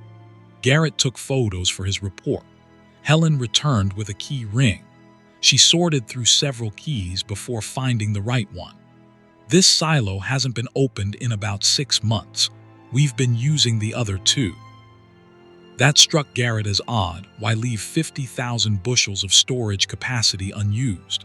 But before he could ask, Helen unlocked the door and pulled it open. The smell hit Garrett immediately. Decay, thick and cloying, mixed with something sweet and fermented. It was the smell of rot, but amplified, wrong in a way Garrett couldn't articulate. He covered his nose and mouth. "What are you storing in here?" "Corn," Helen said flatly. "What else would be in a grain silo?" Garrett grabbed his flashlight and respirator from his inspection kit. He fitted the mask and stepped into the silo's entrance chamber. There was a ladder here, leading up about 30 feet to the top access where grain would be loaded and down about 15 feet to the bottom access where it would be unloaded. Garrett descended. His flashlight beam cut through the darkness, illuminating concrete walls that were covered in something dark and wet. Not moisture. Growth. Fungus or mold, in thick, fibrous mats that pulsed slightly in the movement of air from the open door. Garrett had seen mold in silos before. It was a common problem in improperly ventilated facilities, but never like this. This growth was too extensive, too vigorous. He reached the bottom and stepped into the storage area. The space should have been filled with corn, but it was nearly empty. A few inches of grain covered the floor, but most of the 50,000 bushel capacity was empty space. Except it wasn't empty. Things hung from the ceiling, irregular shapes, organic like cocoons or growth pods. They were the source of the smell. Garrett approached the nearest one. It was roughly cylindrical, about 6 feet long, suspended by fibrous strands that attached to the concrete ceiling. The surface was translucent in places, and Garrett could see something inside. His rational mind tried to tell him it was just decomposed grain or animal carcasses or anything normal. But the shape inside was wrong. It had structure, limbs. Garrett stepped back, his heart racing. He turned to leave and his flashlight across the wall. There were marks there scratched into the concrete. Words barely legible, "Don't let it out," sealed for reason. 1977, God forgive us. Something moved above him. One of the hanging pods was twitching, the surface rippling. A split appeared, dark fluid leaking out. Garrett ran for the ladder. As he climbed, he heard more movement, more pods opening. Things were falling to the floor with wet impacts. He emerged into daylight, gasping despite the respirator. Helen was standing back from the entrance, her face resigned. "You saw them," she said. It wasn't a question. Garrett pulled off his respirator. "What the hell is in there? Those aren't grain storage issues. That's..." He couldn't finish. He didn't have words for what that was. Helen sighed and sat down on a concrete barrier. 1977. My husband's father was running the facility. They had a bumper crop that year, more corn than they could store. They rented additional silo space from a facility downstate, got a truckload of corn brought up, mixed it with our local grain. Nobody noticed at first that there was something wrong with the outside corn. She looked at the closed door of Silo 2. The corn was germinating wrong. Seeds were sprouting, but the shoots were malformed. They grew fast, too fast. Within a week, the entire load was contaminated. My father-in-law tried to remove it, but by then it was too late. The stuff had gotten into the ventilation system, started growing in the walls. Garrett stared at her. "You're telling me this is from contaminated grain from 1977, that's 40 years ago." Helen nodded. They sealed the silo, thought they'd killed it all, removed the worst of it, but something survived, something changed. It doesn't grow like normal fungus or mold. It grows like it's thinking, like it's planning. Every few years, we open the silo to check. It's always more extensive. "Why haven't you reported this? This is a massive health and safety violation. This is," Garrett was scrambling for the right words. Helen cut him off. "And say what? That we have a 40-year-old contamination that's become something nobody can explain. They'd condemn the facility, ruin my family. And it's contained. It doesn't spread outside the silo as long as we keep it sealed." Garrett looked at the dark staining on the ground. "It's spreading. This residue, whatever this is, it's seeping out." Helen's expression faltered. "That's new, started this year." She looked genuinely worried for the first time. Garrett made a decision. "I'm reporting this. I have to. This is beyond agricultural violations. This is some kind of biological hazard." Helen didn't argue. "Do what you need to, but when they come to investigate, they won't find what you found. That stuff in there, it knows when it's being watched by too many people. Goes dormant. Makes itself look like normal mold. Only shows its real nature when there's one or two people. It's smart." Garrett wanted to dismiss that as paranoia, but he'd seen those pods, seen the way they moved. He took soil samples of the residue, sealed them in containers. He photographed everything he could. Then he left, promising Helen he'd file his report by end of day. He drove straight to the regional office and submitted everything: photos, samples, detailed descriptions. His supervisor reviewed the material with increasing skepticism. "Garrett, this looks like standard mold contamination. Admittedly severe, but I'm not seeing evidence of anything extraordinary." Garrett insisted on the pods, the movement, the shapes inside. His supervisor suggested he might have experienced an oxygen deprivation incident. Silos were notorious for poor air quality. "Take a few days off. We'll send a team to re-inspect with proper breathing equipment." The team went out 3 days later. Garrett wasn't included. His supervisor felt he was too close to the situation. The team reported finding extensive mold growth in Silo 2, classified it as a health violation, and recommended remediation. Nothing about pods, nothing about movement, just mold. The soil samples Garrett had taken were analyzed by the state lab. Results showed fungal contamination consistent with grain storage mold. Nothing unusual, nothing that couldn't be explained by 40 years of neglect. Garrett couldn't accept it. He knew what he'd seen. He tried to escalate his concerns, filed formal reports with state health departments, even contacted agricultural researchers at the university. Everyone looked at the same evidence and saw nothing extraordinary. They saw his words, his descriptions, but when they looked at the photos, they just saw mold. When they tested the samples, they just found fungus. After 6 weeks of pushing the issue, Garrett was called into his supervisor's office. "You need to drop this.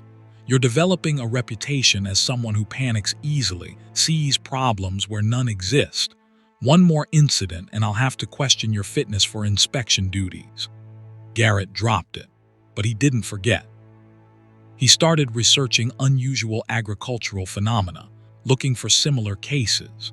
He found a few: reports of strange growths in silos, grain elevators, storage facilities. Always dismissed, always explained as standard contamination. But in the descriptions, between the lines, Garrett became unease, the same sense that something was wrong in a way that couldn't be captured in lab reports or photographs. He quit the inspector position after a year. The incident had changed how he saw silos, how he saw any enclosed agricultural space. He couldn't shake the feeling that something was growing in those dark spaces, something that had learned to hide from official scrutiny, something that was patient and intelligent and perfectly adapted to the infrastructure of modern farming. Garrett still drives past the marsh facility sometimes. Silo 2 is still there, still sealed, but the dark staining around its base has expanded. It covers maybe 50 feet now, and it's starting to reach toward the other two silos. Helen sold the property in 2020, moved to Arizona.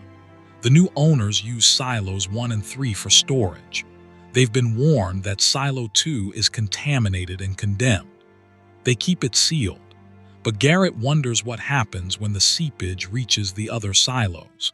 What happens when the contamination spreads into the active grain storage?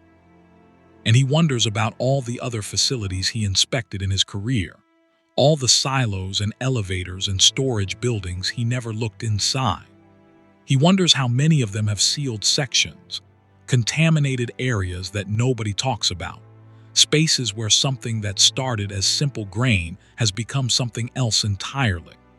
He keeps in contact with agricultural inspectors across multiple states, has built a network of people who have seen similar things. They share stories quietly, never officially, never in writing that can be tracked. Stories of storage facilities where the grain moves on its own, where workers refuse to enter certain sections, where the air feels wrong and the darkness seems too thick. Garrett has a theory now, one he can't prove but feels deep in his bones. The contamination isn't random. It's spreading facility to facility, grain shipment to shipment. It started in 1977 or maybe earlier, and it's been propagating ever since.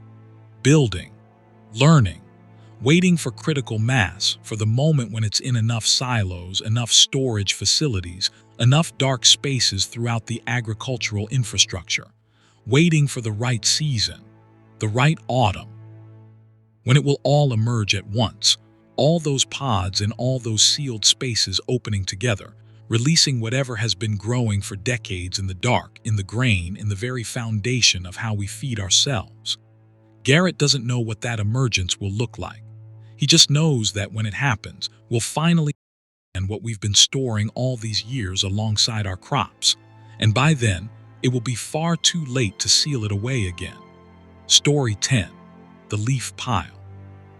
Jessica Strand was a single mother living in suburban Connecticut, working as an accountant from her home office while raising her 8-year-old daughter, Maya. Their house was a modest colonial on a quiet street, with a large backyard that bordered a small strip of undeveloped woodland. Every autumn, the oak and maple trees in their yard dropped massive amounts of leaves, which Jessica would spend weekends raking and bagging. On November 19, 2020, during one of these routine autumn cleanup sessions, Jessica learned that some childhood warnings about leaf piles aren't metaphorical at all. It was a Saturday, cold but sunny.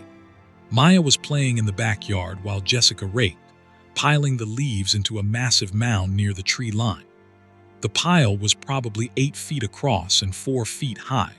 Jessica planned to bag it all, but Maya had asked if she could jump in the leaves first. It was a childhood tradition Jessica remembered from her own youth, and despite the extra work it would create, she agreed. Maya ran and jumped into the pile, disappearing completely under the leaves. Jessica heard her daughter's muffled laughter and smiled. Normal, happy. Then the laughter stopped. Jessica waited, expecting Maya to burst out of the pile. 10 seconds passed. 20. Maya, come on out, honey. I need to start bagging. No response. No movement in the leaves. Jessica felt the first flutter of concern. Maya, this isn't funny. Come out now. Still nothing. Jessica dropped the rake and walked to the pile. She grabbed armfuls of leaves, pulling them away. Maya, no sign of her daughter. Jessica was tearing through the leaves now, throwing them in every direction. The pile was dispersing rapidly, leaves scattering across the lawn. She cleared the entire pile, every single leaf. Maya wasn't there. Jessica stood in the bare patch of ground where the pile had been, breathing hard, her mind refusing to process what she was experiencing. Her daughter had jumped into the leaves and simply vanished. That wasn't possible. That couldn't happen. Jessica ran to the house, grabbed her phone, and called 911. While she waited for the police, she searched the yard, calling Maya's name. She checked the house, every room, every closet. She looked in the small woods behind the property, though there was no reason Maya would have gone there. Nothing. No trace. The police arrived within 8 minutes. Jessica explained what had happened, heard the skepticism in their questions. Doesn't just vanish from a leaf pile. Could she have run into the woods? Could she be hiding? Jessica insisted she'd been watching the entire time, had heard Maya laugh, had immediately started searching when the laughter stopped. More police arrived. Search teams, K-9 units. They combed the property, the woods, the entire neighborhood. Neighbors were questioned. An Amber Alert was issued. By evening, the search had expanded to include news helicopters and volunteers. Jessica stood in her backyard, wrapped in a blanket someone had given her, watching strangers search for her daughter in the gathering darkness. The only thing the search dogs found was strange behavior at the location of the leaf pile. The K-9s would approach, then refuse to continue. They'd whine back away, resist their handlers urging to investigate the spot. Sometimes dogs react to strange scents, one handler explained. Wildlife marking territory, that sort of thing. But Jessica saw the handler's expression. He'd been doing this for years, and he'd never seen his dog react this way. That night, with no leads and no evidence, the police set up a command post in Jessica's driveway. Search would continue at first light. Jessica sat in her living room, unable to sleep, replaying the moment over and over. Maya's laughter, the sudden silence, the impossible absence. At 2:47 a.m., Jessica's phone rang. Unknown number. She answered immediately. "Hello, Maya," breathing on the line, then a voice, but wrong, too deep, resonant, like multiple voices speaking in harmony. She wandered far, so far down, fell through the spaces. "We caught her." "Who is this? Where's my daughter?" Jessica was screaming. An officer came running from the command post. The voice continued. "Leaves hide doors. Old doors. We're old, older than trees. We live in the beneath.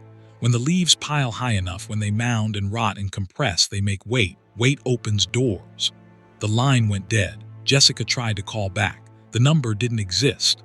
The police traced it, no record of the call in the system, but Jessica had heard it. The officer had heard it through her phone. Something had called her. Something had Maya.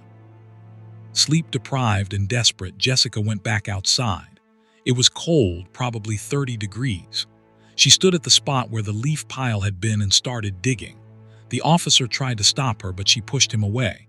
She said, "Leaves make weight. Maybe if I dig."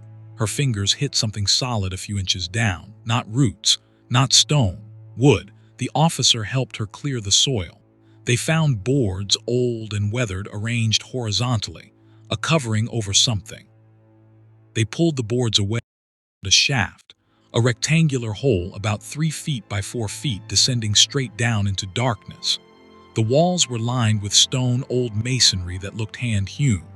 "What the hell is this?" the officer muttered. He called for backup, for equipment. Within an hour, Jessica's backyard was lit by floodlights, filled with police and fire department personnel. They lowered a camera into the shaft. It showed a descent of approximately 40 feet, ending in a horizontal passage. "Could be an old well or root cellar," the fire chief suggested. "Your house is from the 1920s. They didn't always keep records of these things." Jessica didn't care what it was. "My daughter could be down there. Someone has to go down." The fire department rigged ropes and lowered a rescue worker into the shaft. Jessica watched the rope play out. 40 feet, 50, more than the camera had shown. 60 feet, 70. Finally, the radio crackled. "I'm at the bottom. There's a passage here." Jesus, it goes back pretty far. Jessica volunteered to go down. The police refused, she argued. Finally, they allowed it on the condition that she stay roped and accompanied by rescue personnel. They lowered her down with a firefighter. The descent felt eternal, the stone walls passing slowly in the glare of their headlamps. They reached the bottom.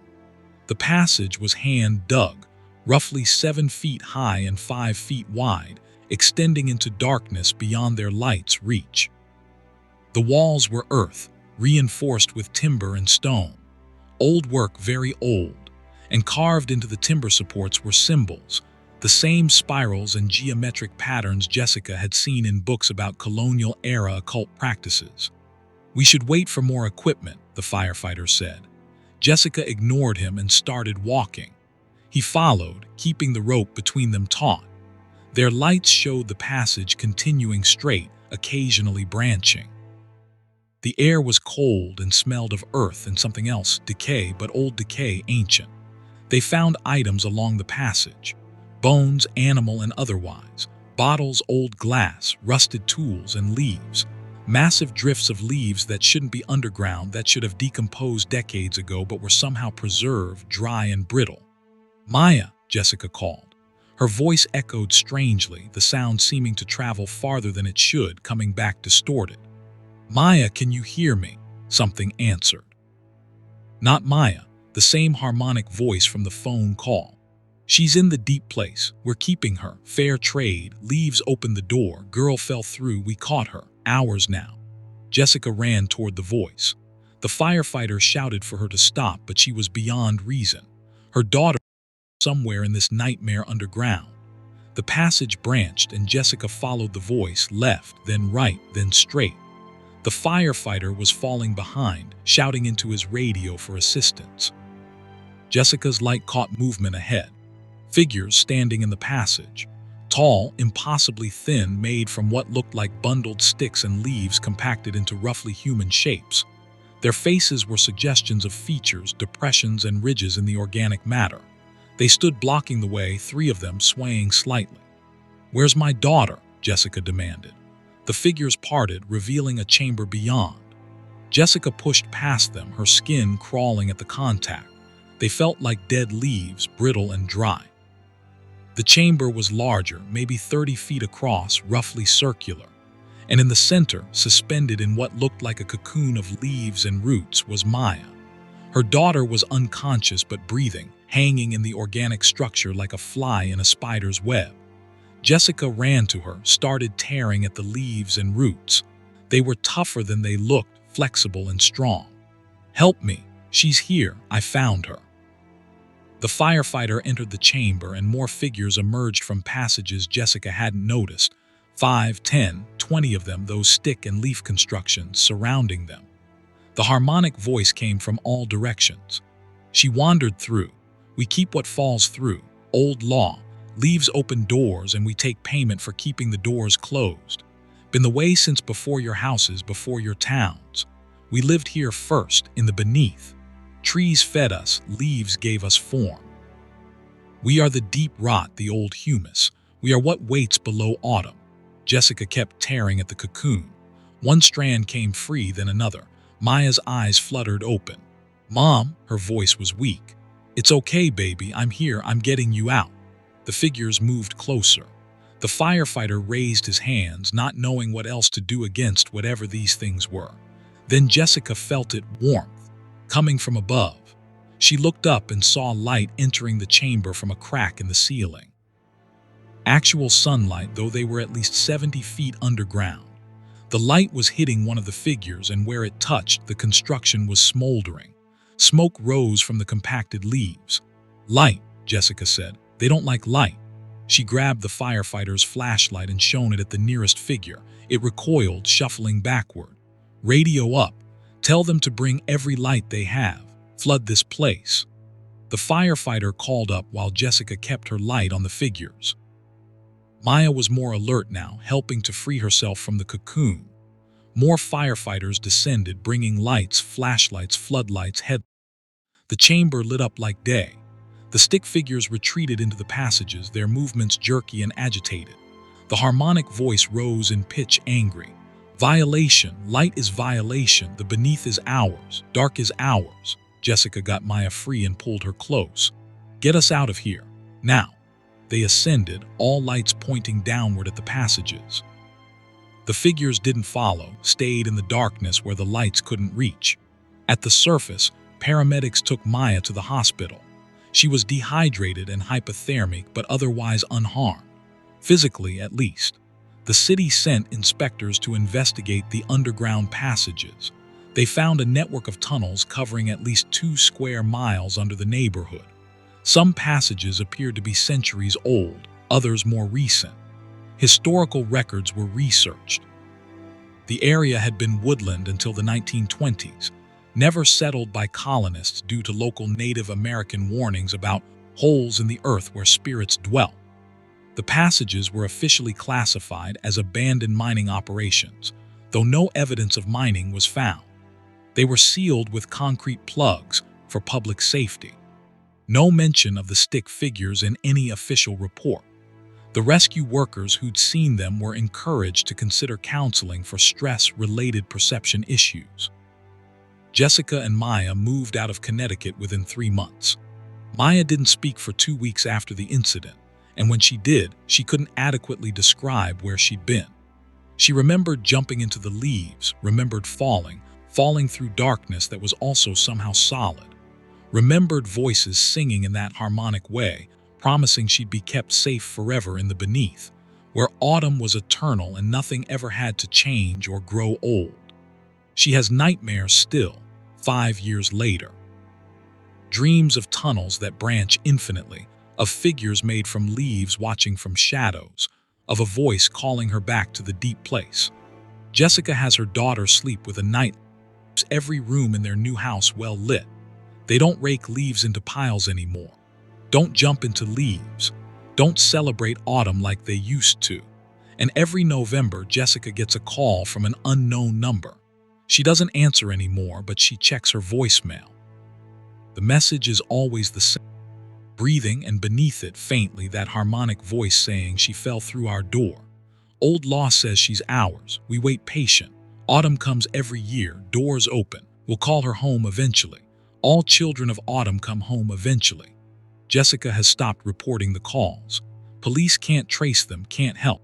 She's accepted that whatever is down in those passages, whatever ancient things rot and darkness beneath the autumn earth, they have long memories. They're patient. They've been waiting longer than human civilization, and they can wait longer still.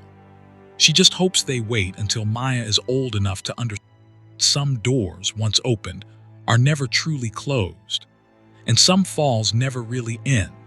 They just pause, suspended, waiting for the next autumn, the next pile of leaves, the next moment when the weight of fallen foliage presses down hard enough to open the old ways again.